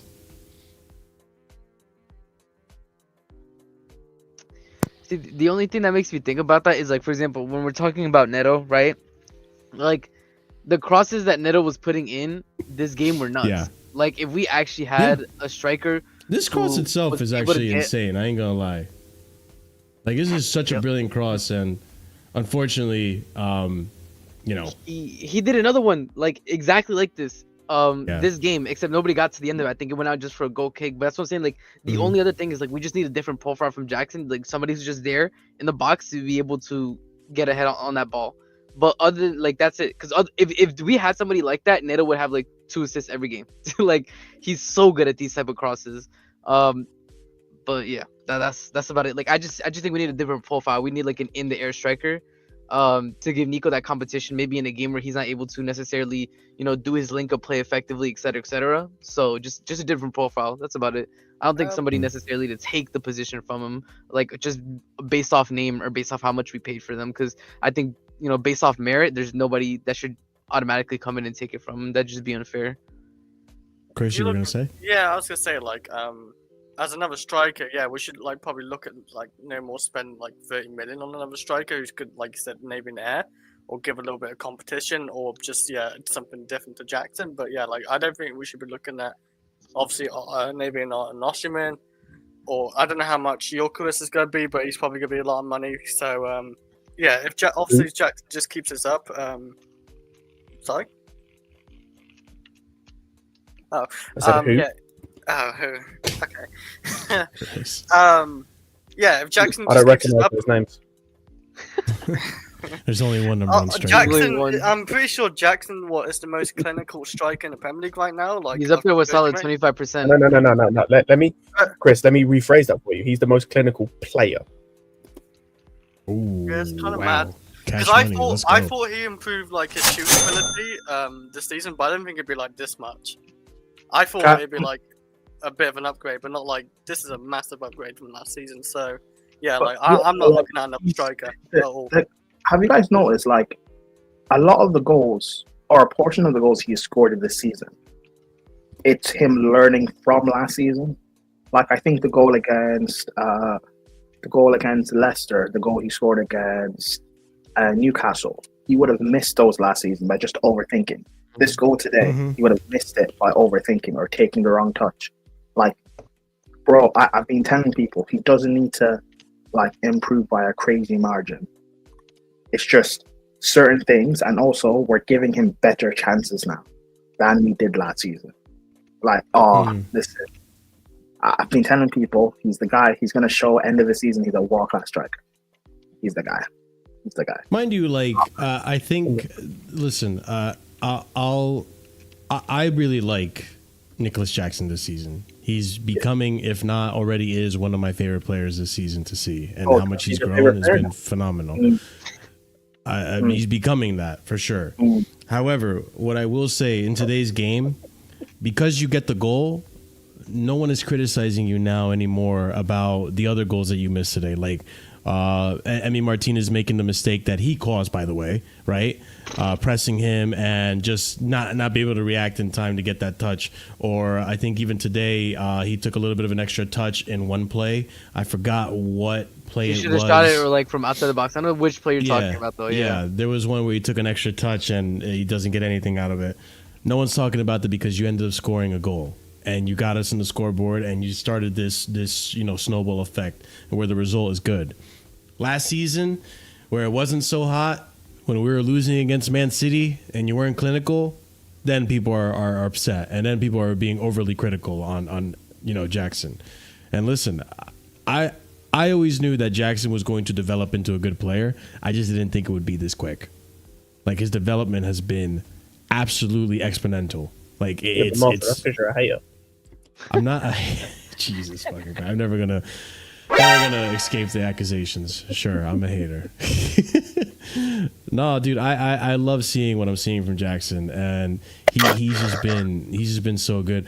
I still think, in terms of, and I'm gonna go to Prime with this next question. I still think in terms of like striker profiles, I don't mind bringing in like a Gyökeres, right, or a Delap, maybe Osimhen.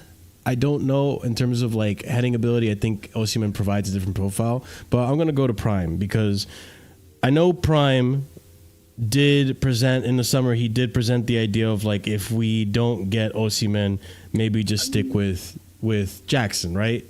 But you were a pretty big advocate for bringing in Osimhen in the summer. How do you feel about it now? Just to correct you, Marshall, I've been saying since February that if we don't get Osimhen, that we can stick with Jackson. He's the guy. So just to correct you, I've seen the vision from a long time, but you guys called me a madman. Anyways, we didn't. Okay. Anyways, go ahead. Marshall, I'm trying to cook here. Stop it. Anyways, I agree with the profile, but I don't want the name. Any big name, Gyökeres, Osimhen that comes in, there's going to be pressure that they have to be played. And as of right now, they don't deserve to start over Jackson. So I want the right profile, and I trust the scouts to get me the right profile. Look at Salmon and what he's doing right now. Look at the lap. And I need to watch more of the lap, but he suits the right profile that we need aerially. I'm still hoping that Jackson can improve aerially as well. Look at how well he's developed this season. I think if you give him another year, he can be better in the air. But regardless, we still need a backup striker because next year is AFCON. He's going to be gone in December. And if we're actually going to challenge for this title, he's going to be missing the Christmas period. And that could be when we drop out of the title race without him. So regardless, that happened last season. I remember I told people, I'm like, listen, everybody's saying, oh, we need to give other strikers a chance. I say, when he leaves for AFCON, y'all gonna be crying for him to come back. That's exactly what happened. So the striker that comes in, like, as much as I love Osimhen, if he comes in, we're still gonna need a striker because they'll both be gone to AFCON. Or so, yeah, preferably someone that's not African. Yeah, but that's the thing though. Like even with having the different profiles, I don't think Osimhen is of the personality that would be okay with being dropped for some games and start some games. Like I think he would want to be the out and out starter every game, which again I think that's something you got to take into consideration when you think about players bringing in. But that's a shame for him. Yeah, and he had his chance, right?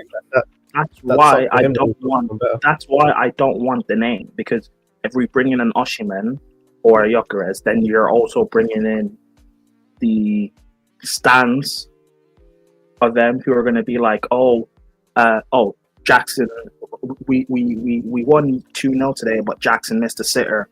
Oh, if Osimhen had played, he would have scored that goal. Remember what was happening? Podcast about it crazy. Remember what was happening at the start of the season when everyone was criticizing Jackson, even though he was still scoring. That's going to happen if we sign Osimhen or Gyökeres. That's why give me someone who is unknown. That way, they're the right profile. They can come in and they can just do their job. And if they end up overtaking Jackson, then that's a good thing because it means that we still have a quality striker.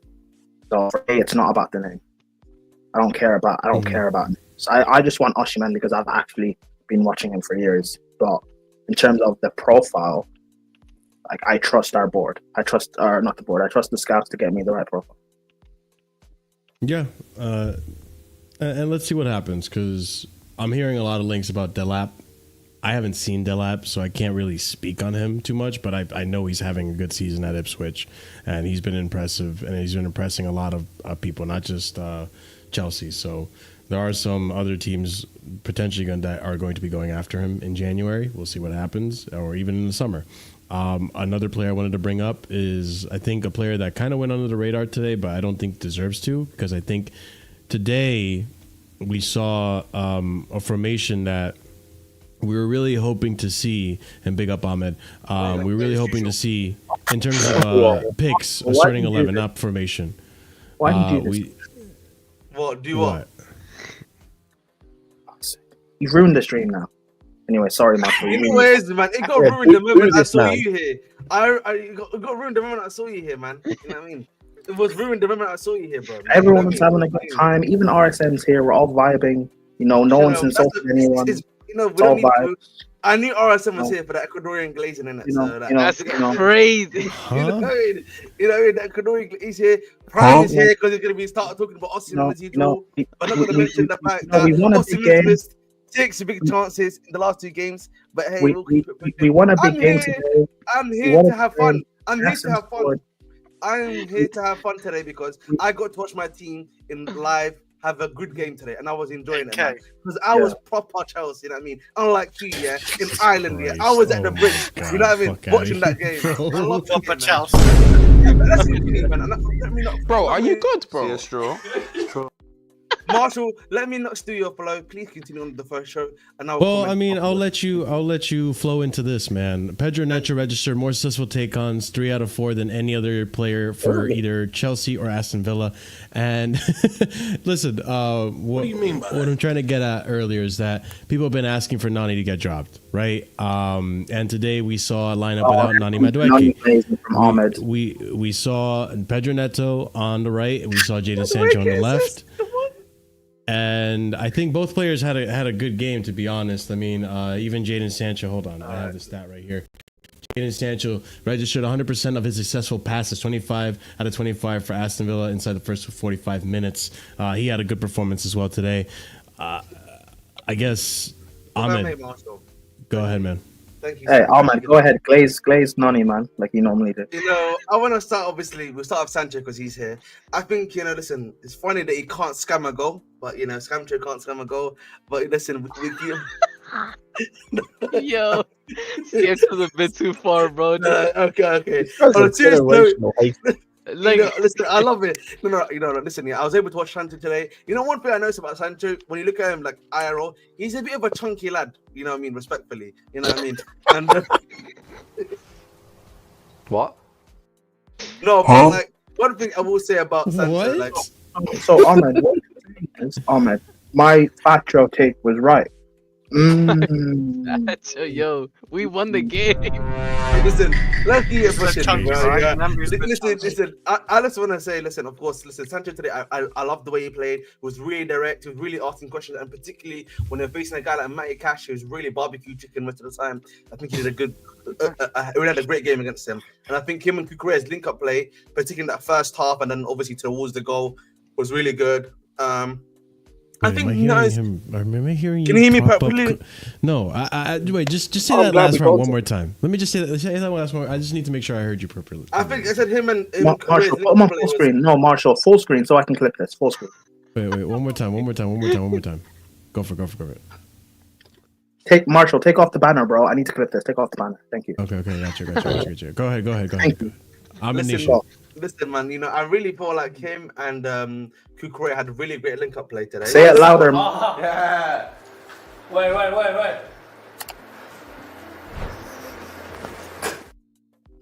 Would you say he was cooking? That if you want to use those words, those are your words, not mine. I'm just gonna maintain they had a really good link-up play game again. against what's it called Thingy, which I want to give him. Yeah, good. I mean, he got an assist. So when you speak about Madueke, I hope you say his performance was also only good because he also got. Listen, before I was rudely interrupted, you know what I mean, and tried to get pressed, you know what I mean, fake press right there, fake press, you know what I mean. He forgot that Macron Makalele. Oh, we gotta keep it pushing, you know. Listen, at the end of the day, not really listen. At the end of the day, I think for me, Sancho's performance today, honestly speaking, was brilliant. You know what I mean? To say the least, it was brilliant. I just think for me right now, the issue I'm having with Sancho, if you're having performances now, the next step is obviously GNA, particularly in the EPR, I would probably say. You know what I mean? He's not, so that's what I'm asking for me, my brother. Now, obviously, if you look at the other gentleman that played today, and that will be Netto, I think Netto today was solid. I think that's the best term I would use. I don't think it was necessarily amazing. I don't think it was bad. I just think he had an average game. And again, you know, I asked this question personally, and I think, what was really how much of would you say was the difference between himself and Madueke? Like in terms of like just the last game and this game, I wouldn't say that there was that much of a difference. But I wouldn't say there's that much of a difference. And the reason why I would say that, let me finish, please, guys. You know, I'll let you guys finish too. Don't you worry about that, Chief. Let me breathe, please. Yeah, is that again, I think he was putting in crosses, but the crosses sometimes a bit too high, a bit too much juice on them. I think there were times where he could have been a little bit more direct at times, and that's all I would probably say in regards to him more than anything else. That's all. So I think that's really it for me for now. But one thing I'm gonna give, I want Netto to start next game.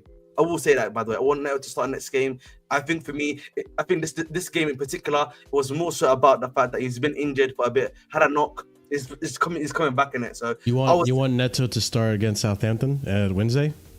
Maybe not Southampton, but obviously Spurs. Obviously, yeah. That's right. So, I didn't clarify that. Sorry, I forgot about the game. My apologies, boys. Yeah, we have Wednesday Premier League match. He wants Netto against Southampton, so he won't play against Spurs. Ahmed's not slick, bro. He's not slick.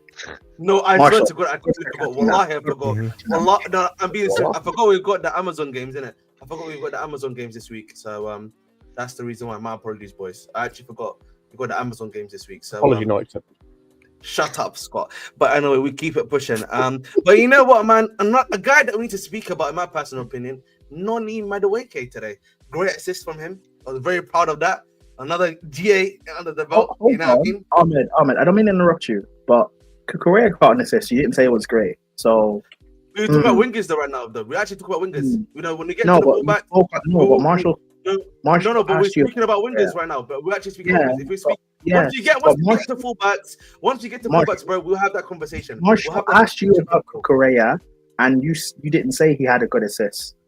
But Madueke had a good. But I was talking about his link-up play. I didn't even talk about him specifically. So hey guys, Marshall, remember I called it out before he even spoke about Madueke. He's going to do this. I called it out. No, I didn't. Though I am speaking specifically on a personal level about something else. He did get an assist. You want me to show you? I'm not saying he didn't get an assist. No, not you. No, look at the screen, bro. Yeah. So I'm just saying. Listen, big up to my boy. Big up. Listen, big up to my boy. I like what he did today off the bench. Great assist from him. Listen, again for me, you know, when I'm looking at Madueke, I'm liking the way he's hooping. Listen, this is a good opportunity for him too. Like, listen, he's showing. Listen, Netto couldn't get one, but I got an assist. Hold that, you Ford Netto. You know what I mean? So I like it, man. I like it. Keep it up. You know, against Southampton, he's probably gonna play too, which I'm loving. You know what I mean? And he's gonna start hooping there. And then you never know, man. Maybe he gets into the Spurs game. You know what I mean? That's what I'm saying. But listen, we keep it pushing. But at the end of the day, boys and girls, listen. Oh, he didn't get an assist. Hold that. Out you fools. You know what I mean? He did. No, he didn't get. We're not doing this. We're not doing this woke thing where we're gonna act like Noni put it on a plate for Palmer. He did put on a plate. He put on a plate. Palmer he did put on a flipping more. plate. I'm sorry, he put did on a more. flipping That was a plate. bang of a goal. You know what I mean? Listen, all I'm saying, feed him one-on-one, did he, Ahmed? All I'm saying, man, keep hating. My boy will keep shining, man. You know what I mean? I know he looked good when he came on, yeah. I know on this channel, you're anti-black, but listen, let's about that. 100% not anti-black, but okay. He's gonna put a real good message on this channel. I'll tell you that. Well, let's actually hold on real quick. I'm gonna share the Noni goal not the Noni goal, but the Cole Palmer goal, so we can. I mean, listen, since certain man in this conversation like to discredit certain assists because it's just a pass. It's a block. He got blocked. His thing got blocked, bro. Be serious. What?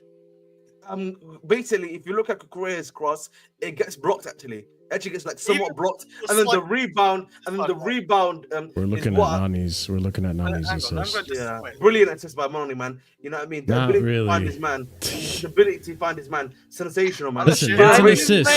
It's an assist. I'll give him that. Obviously, it's an assist, right? I'm not gonna be the one that like. Not every assist has to be a Cesc Fabregas pass. Like, I hate this notion that people want to like, take away from assists and stuff because it's not like Cesc Fabregas halfway line running behind the defender pass. It's an assist. He made the decision to pass it to Cole Palmer and not to Neto, who was to the right of him.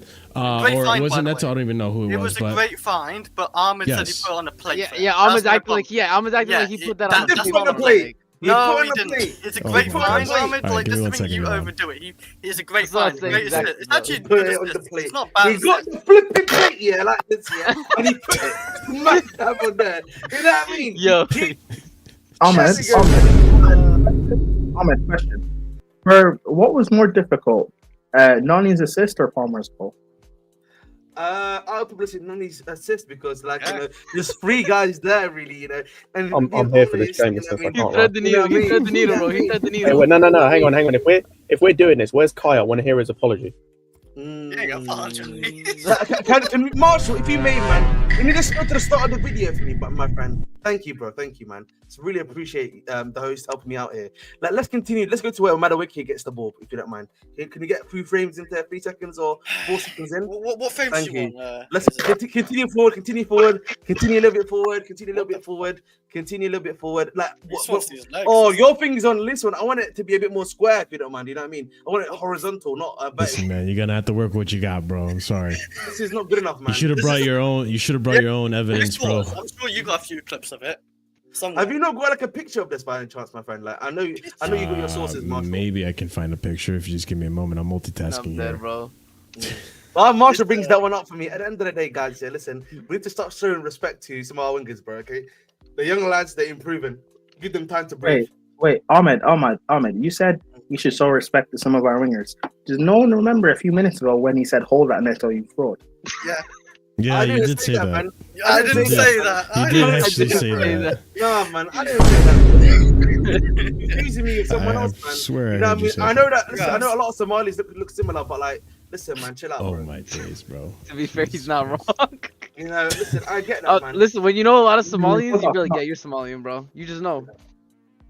Wait, Ahmed, who were you expecting to agree with you on that statement? Which statement, my friend? When you said all Somali statements he's making, bro, he's just talking. No. I'm just giving points of view. You don't need to agree or disagree with me. Just let me speak freely. I was setting you up for a joke there. If you didn't take the bait, it's fine. I know Marshall obviously. No, wait. Prime, you put it on a plate like Nani did for Palmer, bro. He just didn't take it, Yeah, exactly. Yeah.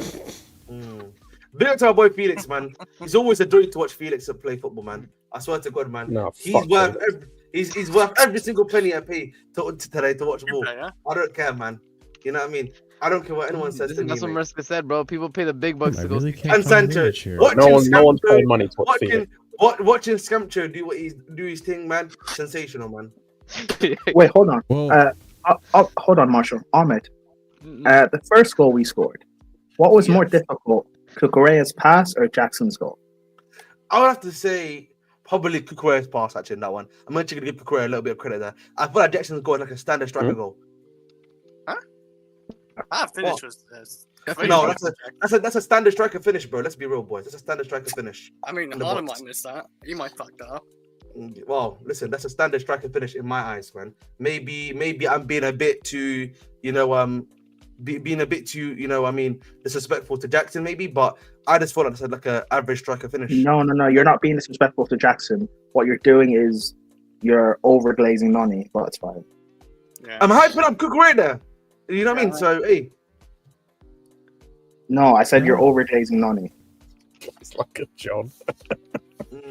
Listen, if you love Noni, man, that's on Nima Prime. You know what I mean? I'm just here to, show love to all my players equally. You know what I mean? Nah, it's cool. Hey, you're right. Yeah.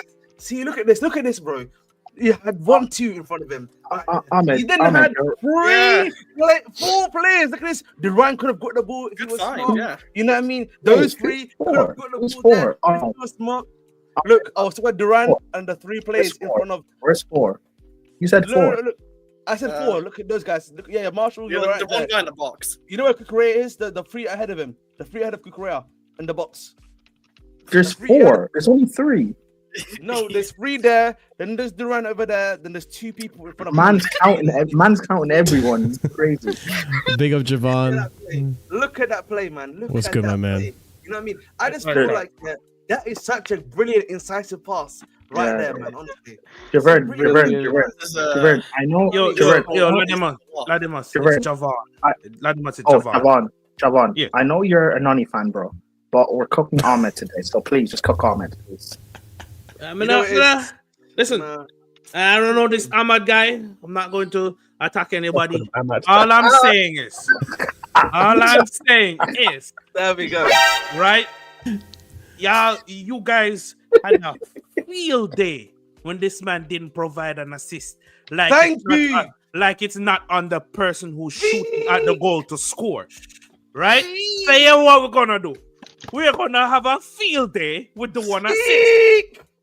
Right? My brother's speaking facts. Bring it back. Rewind on your ball. Look at where Palmer took the shot from and the pressure he was under. You're not telling me this Noni assist. No. Hold on. I get where you're coming from, but I'm gonna be shameless.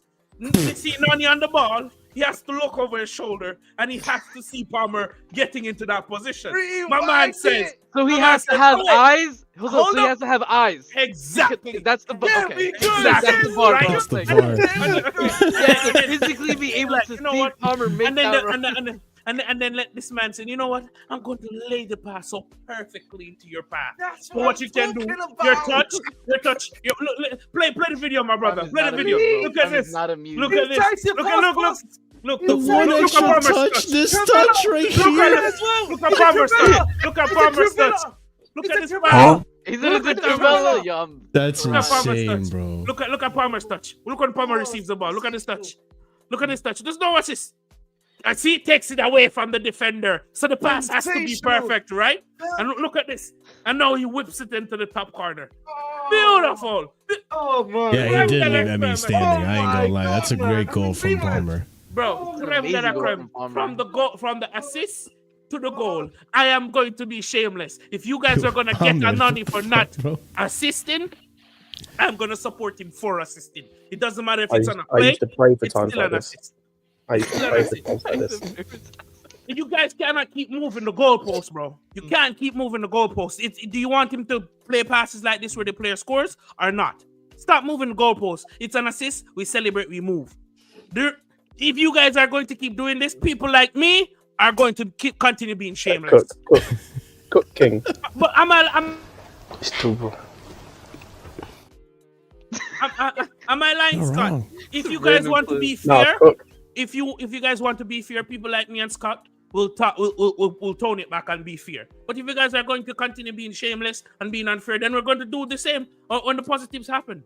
Come on, man. But I do have to ask though, like going forward, do we give Netto a run of games to prove that he deserves that spot, or do we just give it back to? Well, obviously Wednesday, I think Nani's gonna play, right? Because the game's coming up thick and fast. But let's talk about this weekend with Spurs. Do you give the mantle back to? Yes, and that's rewind it. Really? And that's the thing. That's the issue people don't have. That people don't. That I have with people. Bridge Nation, Scott and I has been saying Nani should be dropped for time. But it's like all of what we say going over their head, bro. That's the thing. No one was saying Nani should still be starting after the poor run games. Exactly. Thank you. None of us said that. But you guys go over the moon with it. Go over the moon with the hate. Yes. Y'all need to chill. So when things like this happen, excuse us for being shameless. You know what it is, Javon? Yeah, let me just go. Yeah, because like my issue always has been, yeah, if we actually look at Madueke's career at Chelsea, he's barely really started. Barely had a run of games. like he's not been able to. You're doing this again. You're doing this again.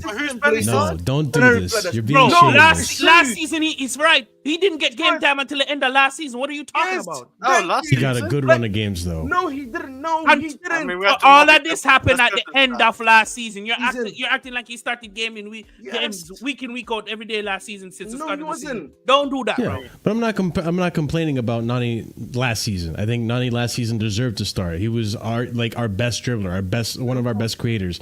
This season, he is getting a run of games though. He's playing every week. Yes, but you're proving our point. After we've seen this run of games, Scott, I can vote for Scott and the Bridge Nation. We both said drop this man. He hasn't been good enough. The reason why we're shameless now is because he's been overly criticized and overhated from the fan base. The reason I'm being shameless, by the way, as well, is because I had people try and talk to me and say apologize to Enzo after his goal today. So we're cool. We'll do the same. Apologize to Noni. Apologize. Thank you, man. Thank you. We have a winger. I'll take my apology. I said this on Lewis's stream. I'll take my apology by mail, by message, by money. I'll take it by flying pigeon. I'll take it any way, which way you want to take it. Bro, we have a winger that scored 5 goals in the league. Call it what you want. He has 4 goals in the league, right? 4 goals in the league. And people are telling me, are bypassing that and telling me, oh, he doesn't create. Why after this amount of games he doesn't have an assist? He has an assist now. So why are you gonna move the goalpost to? Bro, every single time, you know what it is? Every single time, bro, they're always trying to find something to nitpick this guy on, and it's not fair. I'll be honest, man. I think it's been really disrespectful because, like, Sancho doesn't get a goal and assist every single game, but we always hype him up.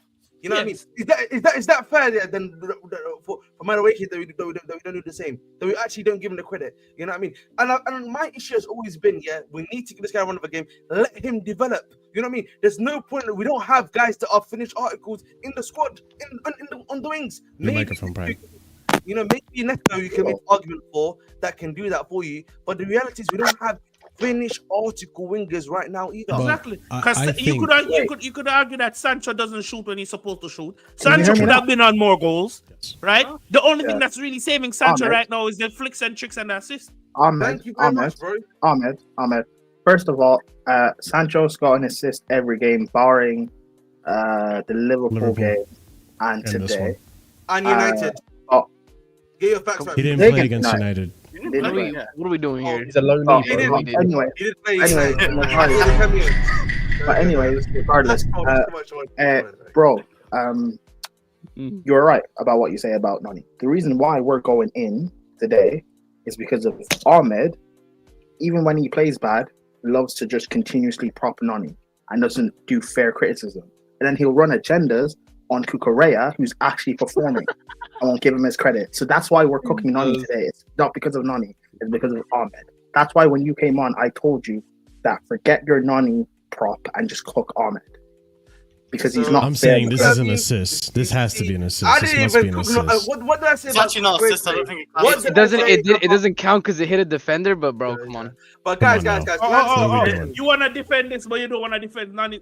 All right. No, I was saying an assist is an assist. I'm just saying. It was a good assist from Noni. You know what's funny today, Javon? I actually was giving great credit to him, saying he had a great link-up play today. You had the good assist. It was a very day. I'm marking on my calendar. I didn't even cuss out. I didn't even cuss out Cucurella today. I was really happy with him today. I love the way he was defending today. He saved us quite a couple of times when we were 2-0 up. You know what I mean? Yeah. Wait. Do you see what I mean? I'm not the one that's hating. I'm not the one that's hating. Can I just say this? Prime that just wants to say stuff, Prime. Not me. No, also, I mean, I don't hate on Noni. I just hate on you. But whatever. What other positions can Saka play other than left back and right wing? When we say about last season, Noni wasn't getting consistent game time, which is true. Does that also apply for Mudryk or no? It kind of does. Mudryk got more game time than him. Don't do this. Bro, I have all Mudryk didn't get games last season. What are we talking about? Consistent game time. Mudryk was in and out of the squad last season. Mudryk started multiple games at the start of last season, and then after, when he started to get dropped, when Pochettino went on some madness and started to drop him after he had some good performances. But Mudryk was starting last season because he was. I am not a clown. What are we talking about? Go back and look at it. Bro, I have all the receipts. And Madueke started a few games last season as well. And then he got dropped and wasn't playing. He started one game and it was nothing on the first game. Madueke started a few games at the start of the season. Then he came out and wasn't playing consistently. One game and it wasn't nothing on first. And then towards the end of the season, it was Madueke and Mudryk were playing again. My point is, we could do this for both of the players, but like it seems, and I get it. Madueke is better than Mudryk, but it seems like people don't give Mudryk that benefit of the doubt as well. It has nothing. Game time. It has nothing to do with better. I have all the receipts. It has nothing to do with better. If we're talking about actual game time, go and look at the minutes.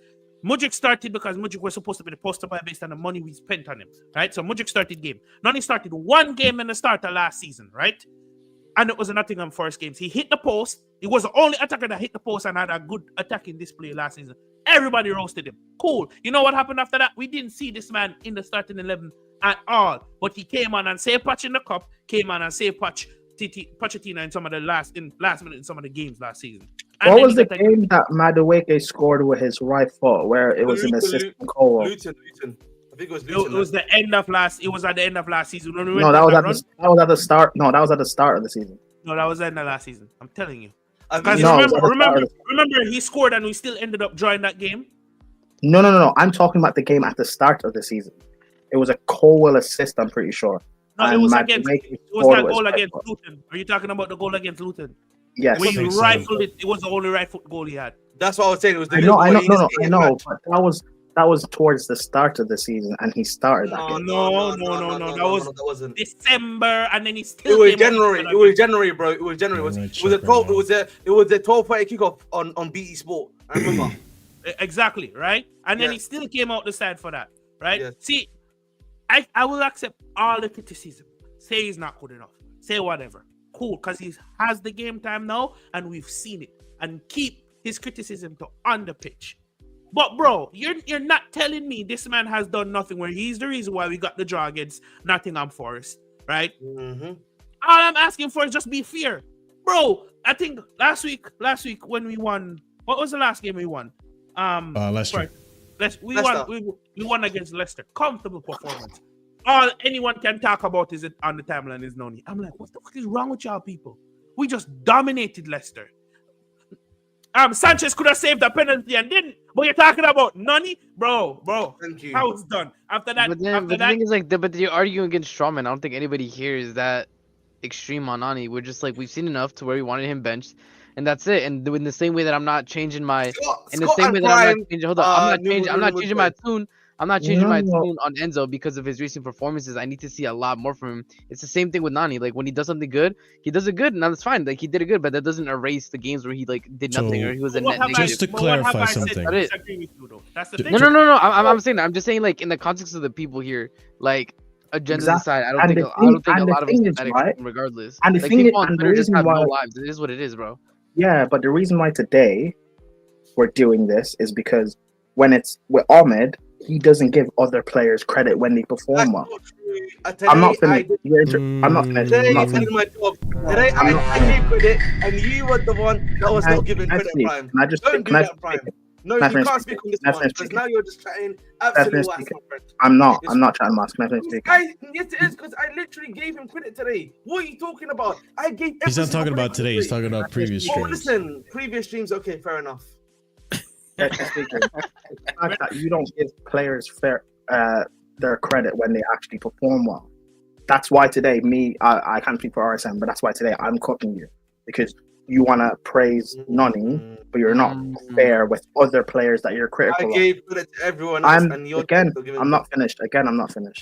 Noni, even though I'm critical of Noni, I also see that there is talent there. The biggest thing I have with Noni is decision making in the final third. I know you can beat a man for fun, that's all well and good, but I want his decision making to improve, because if it does, you've got a talented player in there. I know there's a talented player in there. I just want that decision making to improve, and I think it can do over the next season or two. That criticism is fair criticism, bro. But when you go on that's the only thing, Noni. When you go on the timeline and you see these people, oh, he's not Chelsea level, he's a scrub, he's not good enough. Cool. You see all these people that want Netto to start every game? Let Netto start every game and see what happens. This man is not durable and he's not liable, so you need a competent rotational player to compete. Bro, you know what Chelsea fans are like, bro. You know what Chelsea fans are like. That's what I was about to say, literally. That's what I was about to say, yeah. Bro, it was only a few months ago these guys were still criticizing Jackson. Now all of a sudden he's the best. Like, there are people that I saw to this day that are still like, wait, like the Maresca hype's gonna die in a month. Still to this day, like That's Chelsea. There's no way that's true, bro. That's crazy. No, it did. I swear to God, I literally saw this guy. So no, somebody quote tweeted this guy. Rolling? I'm out of here, man. No, somebody quote tweeted this guy from like at the beginning of the season. Where he's like, Maresca is gonna be out by December, and everybody was quote tweeting him, roasting him. So I went on his profile, and then he like his recent tweets. He was like, just wait, time will prove me correct. I'm like, oh my God, bro, give it up. Are you even a fan of this club? Are you even a fan of this club, bro? Those type of agendas are the worst because it's like, yeah, no shit. There will come a time where like I could have sat here 6 years ago, 7 years ago, saying like Pep's time will come. I promise you that. Yeah, no shit. Everyone's time comes eventually. Like, bro, like get the fuck out of here. This is the worst type of agendas, man. I hate it. Like we already know people that do that. All I'm saying is, Maresca, you seem to find the formula. Don't change a thing unless it's due to injuries or unless someone's playing out of their skin that deserves a start on the team. Or rotation, because for example, I want us to play a different style against Southampton because I'm rotate players more. Like except one-on-one. Southampton, I want to see rotation. I'm mostly focusing on like the weekend games, like Sunday.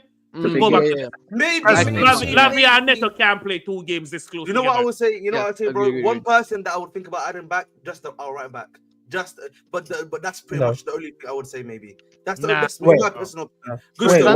Sunday. Gusto.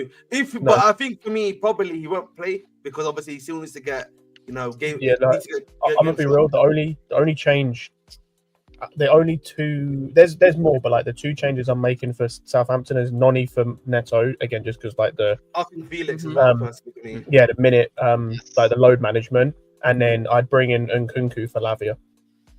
I'll be real. I'm making more changes against Southampton. I'm not lying. I'm not lying. I'm bringing Felix. For me against Southampton, I'm taking out Sancho, putting in Madueke. I'm putting in Madueke, and Cucurella has to start. Felix has to start. Lavia can't play. I mean, do you take out Colwill? Yes or no? Maybe. No. I'm taking out Lavia. I think when it comes to rotation, this is what we don't need to do. We need to make like 5 changes max. We don't need to do the whole 8 to like 9 changes. I know. But here's the thing about Southampton. Not only are they the worst team in the league, 3 of their best players will not play against us because they're suspended. Doesn't matter. They're on their ass. They're on their ass. We can afford to rest. Can't make that many changes. I know, but because they're so bad, we can afford to take out Sancho. We can afford to take out Lavia. We can afford to take Jackson. I don't want to see Jackson in this game, bro. I don't want to see Jackson. Jackson. Be real. So what? You're giving Cuckoo the start? Yeah. Yes. Jackson's on 1 yellow card away from missing a game, bro. I need him against Spurs. I completely forgot. You're right. I completely. Yeah, that's true. Don't even let it. If we're gonna play Nkunku and Felix, then I'm playing Felix as the 9.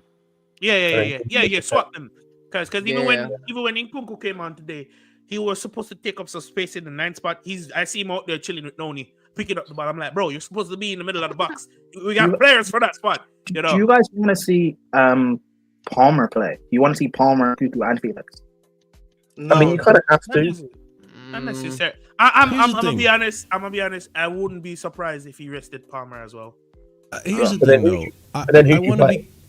I want to be careful against Southampton because this is the same Southampton that kind of put Man City to the sword, and Man City got away with one.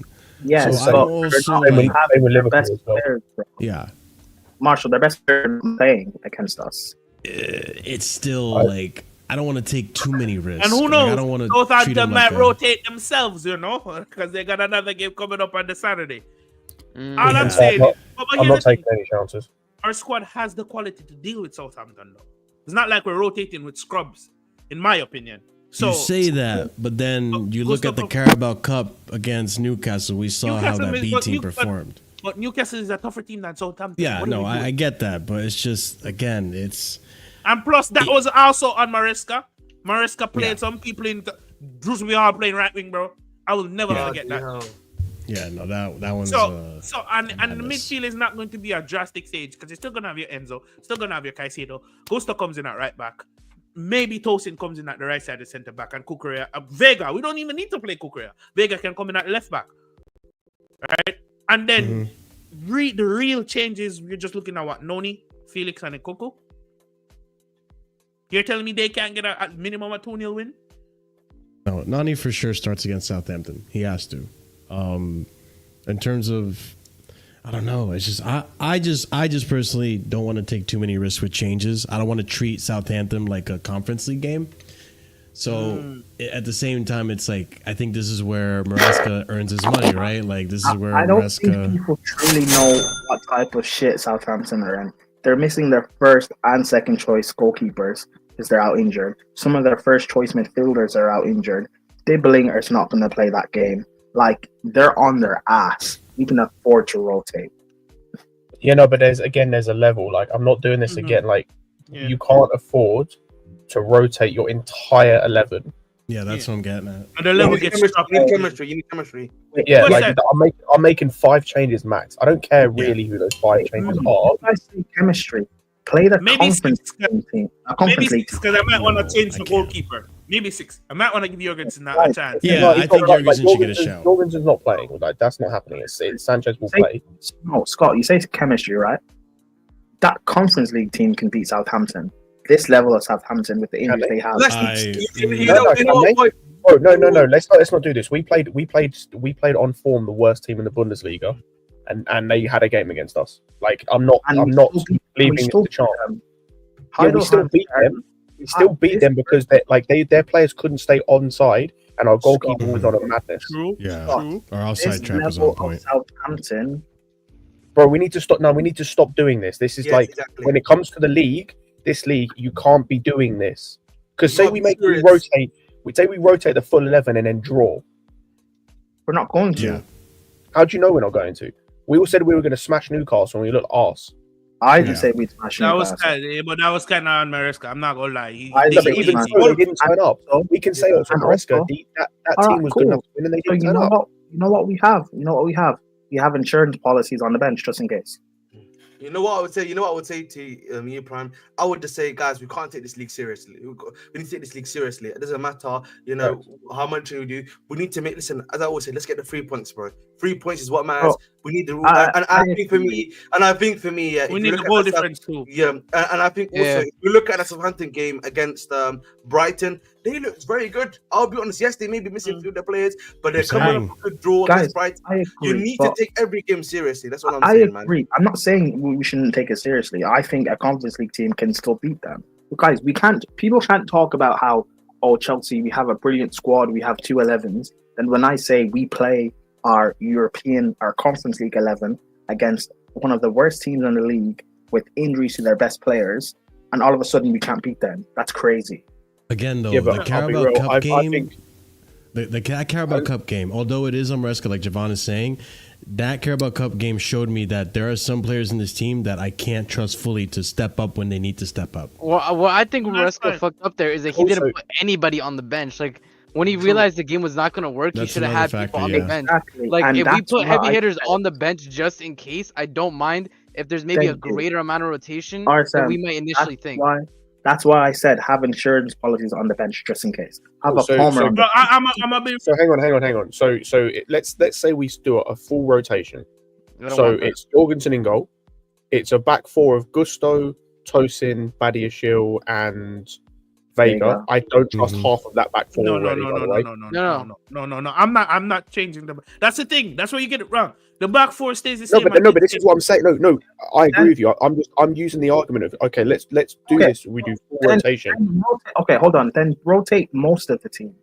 If you want to keep what we're saying. We're saying rotate. That's what we're saying. 5 players. I think you can rotate more than 5, barring like Colwill staying, Cucurella staying, debatably Cucurella staying.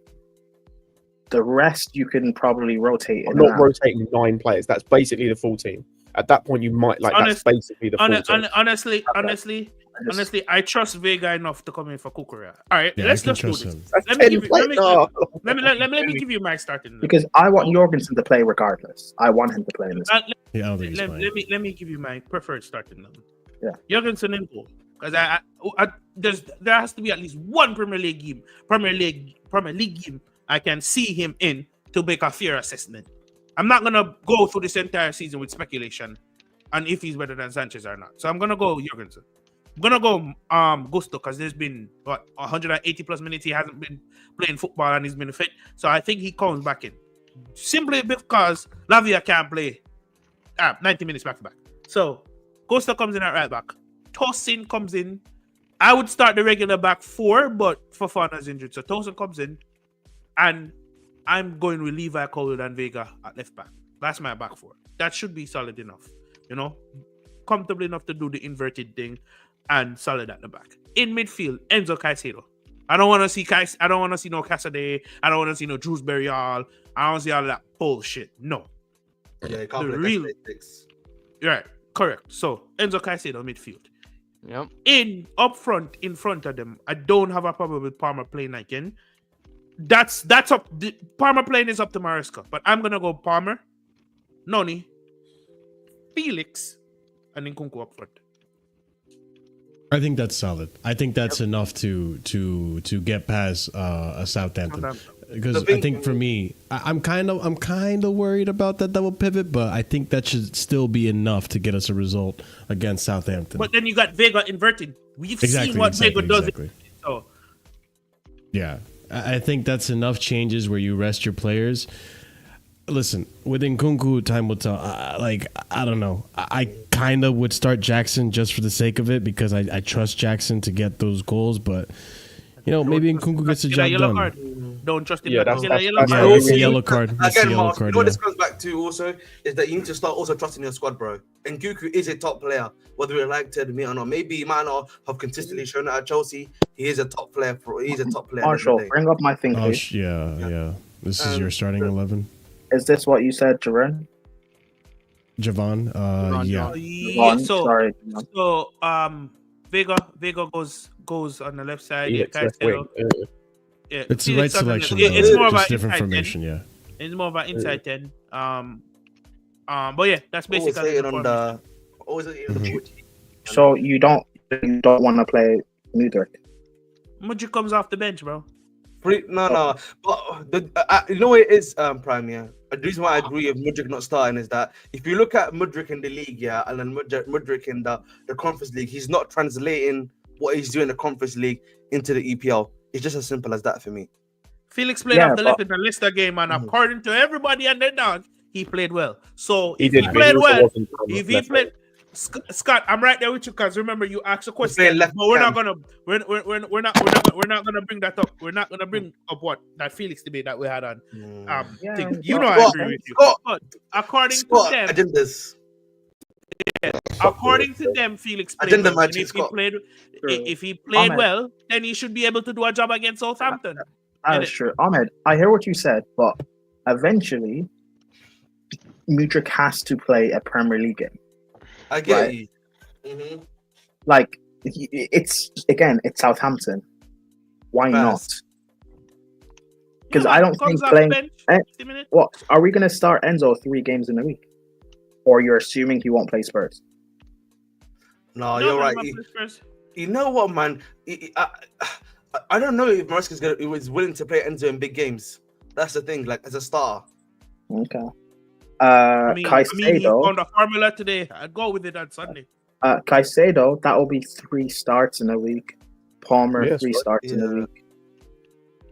To be fair, Palmer's only been playing 1 game a week the whole season. Let's be real, boys. The way Maresca speaks about load management, I just think he's gonna go play it. Like he'll rotate it aside. Bro, you cannot bring Caicedo or Drewsbury into these Premier League games. Caicedo can't play the 6. Like Caicedo is doing a job for us. No. Caicedo is literally doing a job for us as a 6. He's not a 6 in my personal opinion. He's an 8. Yeah. He's literally doing a job for us in the Conference League in that position. So that's what I would say to that. And I think also for me personally, you're probably gonna have to play one of Caicedo or Enzo in that team, and then you just got to keep it stepping. I don't know. I'll be honest. I could see KDH coming in for Enzo in that team. Because if Lavia is going to come into the double pivot and that's going to basically force Enzo to push up into the 10 role, I can see KDH taking that. Kind of like how he was somewhat used against Heidenheim. Yeah. But I just, again, I don't don't want to trust disrespect. KDH at all. That's the thing. That's the part with me. Like, I don't know if I trust KDH, and I don't want to be overestimating. I know you look at the league table, they're at the bottom. They're not the best team, but you look at the games against Man City. You look at the games against Liverpool. You look at the game against even Brighton, where they drew, and Brighton's in this top 4 battle with us. It's like Southampton, even with players missing, they can still play football, and they can still give us a game. You do not want to fuck around and find out, pretty much. Exactly. And if you notice the subs I've made, each sub has shown us something in that position that I put them in. Mm-hmm. Right? It's not like I'm just throwing players in just for the sake of it. According to people, Felix played well on the left in that left half, so put him back there. It's Southampton. What are we doing? And also, man, we can play 2 cams against Southampton, bro. We can play 2 cams against Southampton if you wanted to, bro. Like if you played Palmer, like Leicester, like that would actually work wonders, man. I'll be honest, man. And in Kunku, if you can bag a goal against Southampton, then I'll be real, man. That goal, he should have scored that goal, by the way. Yeah, and the last against Villa. Like I was watching that. I was at the goal where he was meant to shoot at. Yeah, and like he hit that a bit too wide, man. Too much sauce on the shot, man. Too much sauce on the shot, as I say. Yeah. But I mean, this all stems from the fucking.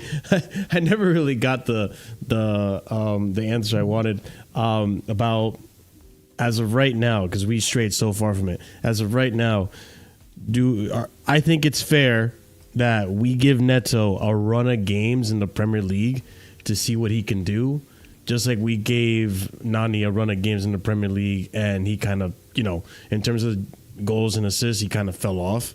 So. I'm in right now in terms of like starting against Tottenham. It's on Neto for me. Let's give it to Neto. Let's see what he does. Let's see how he cooks up. Let's see how that chemistry builds up between Palmer. No, I don't change the starting 11 from today. The only change is the forced change, which was Fofana. If Fofana is really out for weeks, that's the only change I'm making. I don't know, man. The Instagram post is confusing me with him, bro, because he's like, it's a light muscle strain. No, he's right though. Yeah. No, because like it's you have to think about what he's done. Like he was holding his hamstring when he was on the floor. Like that is like unfortunately that is what a light hamstring strain is. He was holding it during the corner too. Yeah, like that's what a light hamstring strain is. It's a few weeks. Like if that's a tear, he's out for months. That's if it's a tear, he was not walking off the. Yeah, if it's a tear, no, he could walk like.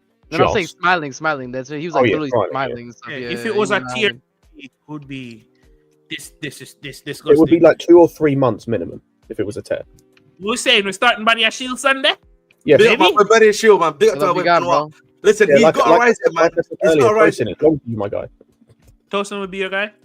No. Badiashile would be my guy. Tosin, it's long for him. Guys, listen, I'm liking Badiashile's performances in the league, Conference League. I think he's having too much fun. But nah, bro, this man says you play me with scrubs. I'm gonna play like a scrub. You play with the A team, I'm gonna give you play 80. Wait, so we saying what we saying? The saucy tax? Yes, sir. I'm saying the saucy's getting no love this week. I'm sorry. Man. I'm saying Tosin tax, man. That's what I'm saying, man. You know what I mean? Tosin tax. That's right. The saucy, establish your seat on the bench. You ain't playing this week, bro. Pull up and just stop playing with scrubs. I'm just gonna say KDH tax, man. KDH tax, man. That's the new one, man. Well, Scott said that before. It's like literally barely any difference between KDH signing and Tosin, which time will tell with that one. Tell me when I'm telling lies. Bro, listen. KDH, bro. He may tell you a joke, but he ain't gonna tell you a lie. That's one thing right there, man. What if I'm gonna say, man, Scott tax, man? You know what I mean? You know, Scott's been hating on Badiashile over time, so it's another one, man. You know what I mean? What are you talking about? Oh my god, this man. I wasn't even talking about Badiashile, you fool. Listen, keep hating Scott, man. We see you, man. Keep hating Scott. We see you. Another player I got to bring up, and listen, I think today was a performance he needed to have today. I think Leicester, he got unlucky. I just fucked that up. There we go. Cole Palmer, man. Cole Palmer today. Cole Palmer registered 100% on his successful long balls, 4 out of 4 successful crosses, 1 out of 1 successful tackles, 1 out of 1, and successful dual battles, 2 out of 2 for Chelsea against Aston Villa. Goal and assist for him. Man of the match, according to whatever I just read. And then only Jimmy Floyd Hasselbank, 41 games, has reached 30 Premier League goals for Chelsea in fewer appearances than Cole Palmer, 46 games. Impressive stats. We love to see Palmer doing this. I think lately he's been falling under a lot of scrutiny because of the lacks of goals and assists. I think today, I don't think it was like his most outstanding game, but he was, getting on a scoreboard. He was impacting the game. He did have some moments too where, unfortunately, another day it's a goal. But Cole Palmer today, man. Thoughts, ladies and gents. I mean, let me ask you, Ahmed, because you saw him today. Listen, I feel like he wasn't the nicest guy. Well, that's the wrong word. Like, I didn't think he was as flashy as maybe the last time I went to watch him. If that makes sense. Obviously, the goal I watched, it was on my side of the pitch, was amazing. But listen, I think today he had a good performance. I think he did a lot of stuff right at the end of the day, which I want to give him credit for. He was definitely hooping. Listen, I think, the first half was a very quiet performance, I have to say. Personally, I don't know about you guys. Felt a little bit quiet. Second half, he started really, hitting it. If that makes sense. He's really giving us, that good DNA and stuff. And he needed that goal. I'll be real, boys. He needed that goal. Yeah, he did. Yeah, he did. You could tell it meant a lot to him. And, I'll be honest, boys. I've been contemplating for a while now. Felix Nation, the 10, some of these performances that have been happening as of recently. I don't know if that's much of a hot take here, because so I've been thinking I feel like he's been a little bit too cold, if that makes sense. Like in terms of performance. Listen, mate. At the end of the day, Scott, don't tell me how to play football. Thank you very much. He's not 10. Thank you very much. Huh? But listen, don't need to be a 10. You can do a job there. He's got to be a 9. He's not a 10. He's got the skills to pay the bills. How about that? Yes, he does. I think for me with Palmer, he needed that goal. Hopefully, man, this helps to kickstart again him getting goals and assists a bit more and being a bit more proactive in the game. Does that make sense, guys? No, because even the Leicester game, he was still pretty good. He should have got a goal in that game as well. No, he was good against Leicester. Chris, I think it was with you. I think it was with you and maybe others. He doesn't get DNA. He ain't good enough. He ain't been good enough. No. I didn't say. It sounds like every time he has to get DNA. Chris, like you were on the same stream the last week, but I was hyping you. No, he was good against Leicester. I'm gonna be real. He was poor against Arsenal. Like, yeah, I agree. I'm gonna be real. He was more poor against Aston Villa than he was against Leicester. You Yes. have to understand. Against Leicester, he dropped very deep. At times, he was right beside Caicedo spraying the ball. This game, he was playing closer to goal. And like I've been preaching, it doesn't matter. It doesn't matter if he has a good game or not. Once Palmer is closer to goal, he has that clinical final touch finish to either get a goal or an assist. So it's gonna happen. So all I'm saying is, if he's playing like this now and he left the game with a goal and assist, if Maresca can keep him in his right half space, closer to goal, imagine when he starts clicking again. It's a long day for the league, bro. Do you guys think, because the performance against Leicester, like we just mentioned, good performance for him. Unfortunate not to get under the scoreboard. Today, gets on the scoreboard. Prior to those two games, we're talking United, Arsenal. I'm just saying, do you think it has something to do with a little bit of an Enzo Fernandez? Same video, by the way. Bro. Same video. No. The answer to your question is go back and look at the tactics, and then we can have a conversation. You cannot expect Palmer to pull out the same types of performances. One, you're playing him deep. Two, he's our main focal point. If you're gonna play him deeper and away from the goal, or sometimes even on the left side, what do you think is gonna happen? One, he's not in his rightful position. Two, they're gonna put people on him. So what do you expect is gonna happen? I'm telling you right now, if Palmer played the same position he played against the Wolves game, right, and against this game, he leaves in a goal and assist in both against Arsenal and Manchester United. And that's a fact. You know what? You remember the play he had with Netto on the right hand side in the first half? That 1-2 play reminded me of when Noni was playing with him against Wolves. When have we seen that since the Wolves game? Because Maresca was tweaking the system to facilitate other players. Now, Enzo is on the left side supporting whoever's the left winger, and Palmer's on the right side supporting who's the right winger. And then you have your defensive stability in Lavia and Caicedo. So those 2 8s doesn't necessarily need to worry about tracking back. They only need to focus on pressing the ball. And we saw what the press was like today. Mm-hmm. So let's have him in these positions in the next upcoming big games, and then we'll talk.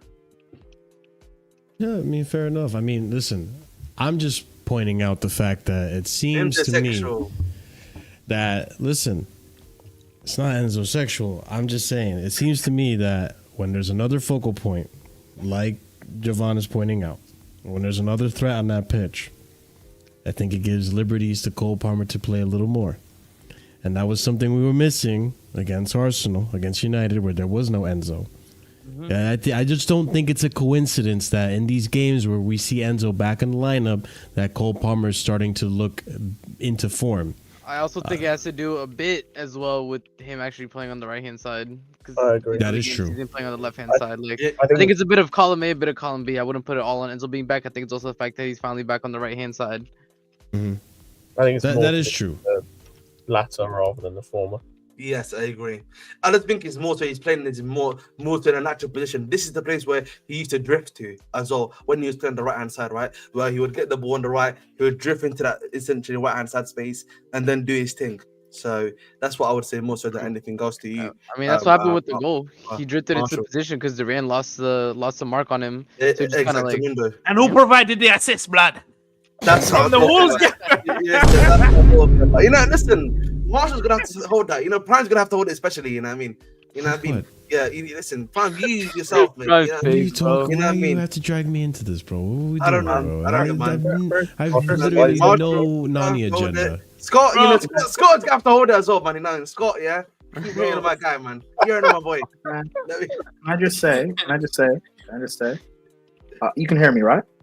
Yeah, we can't hear you. Just want to make this loud and clear. If Ahmed Abdi from the Bridge Nation ever tells you to hold something, run away. It's true, bro. See, on that note, guys, thank you for having me on. All love. You think I guessed off? Prime?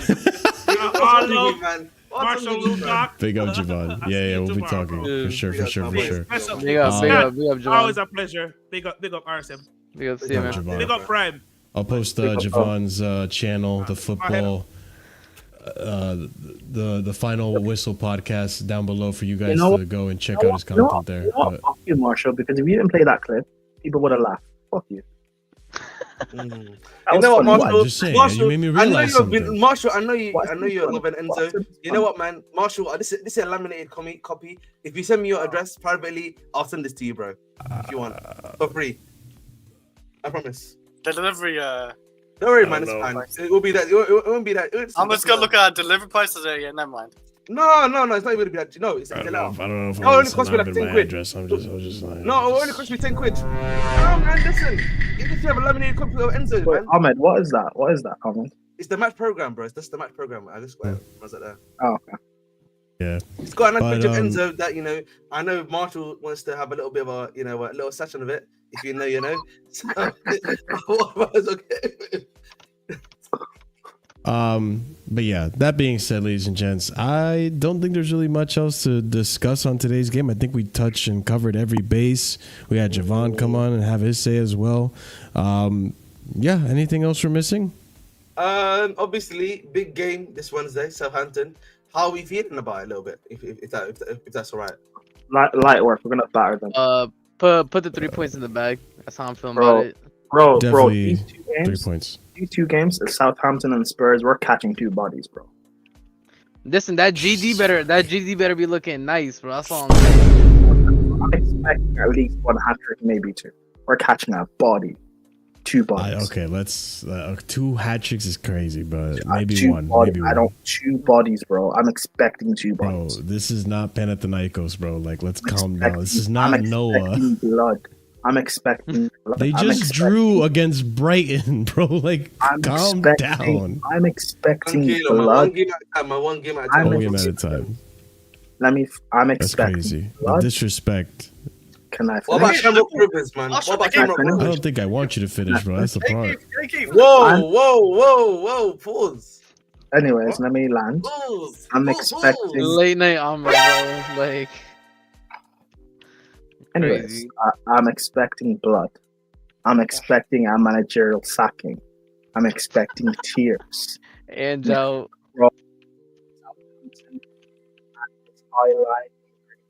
I think your microphone even doesn't want you to do this, bro.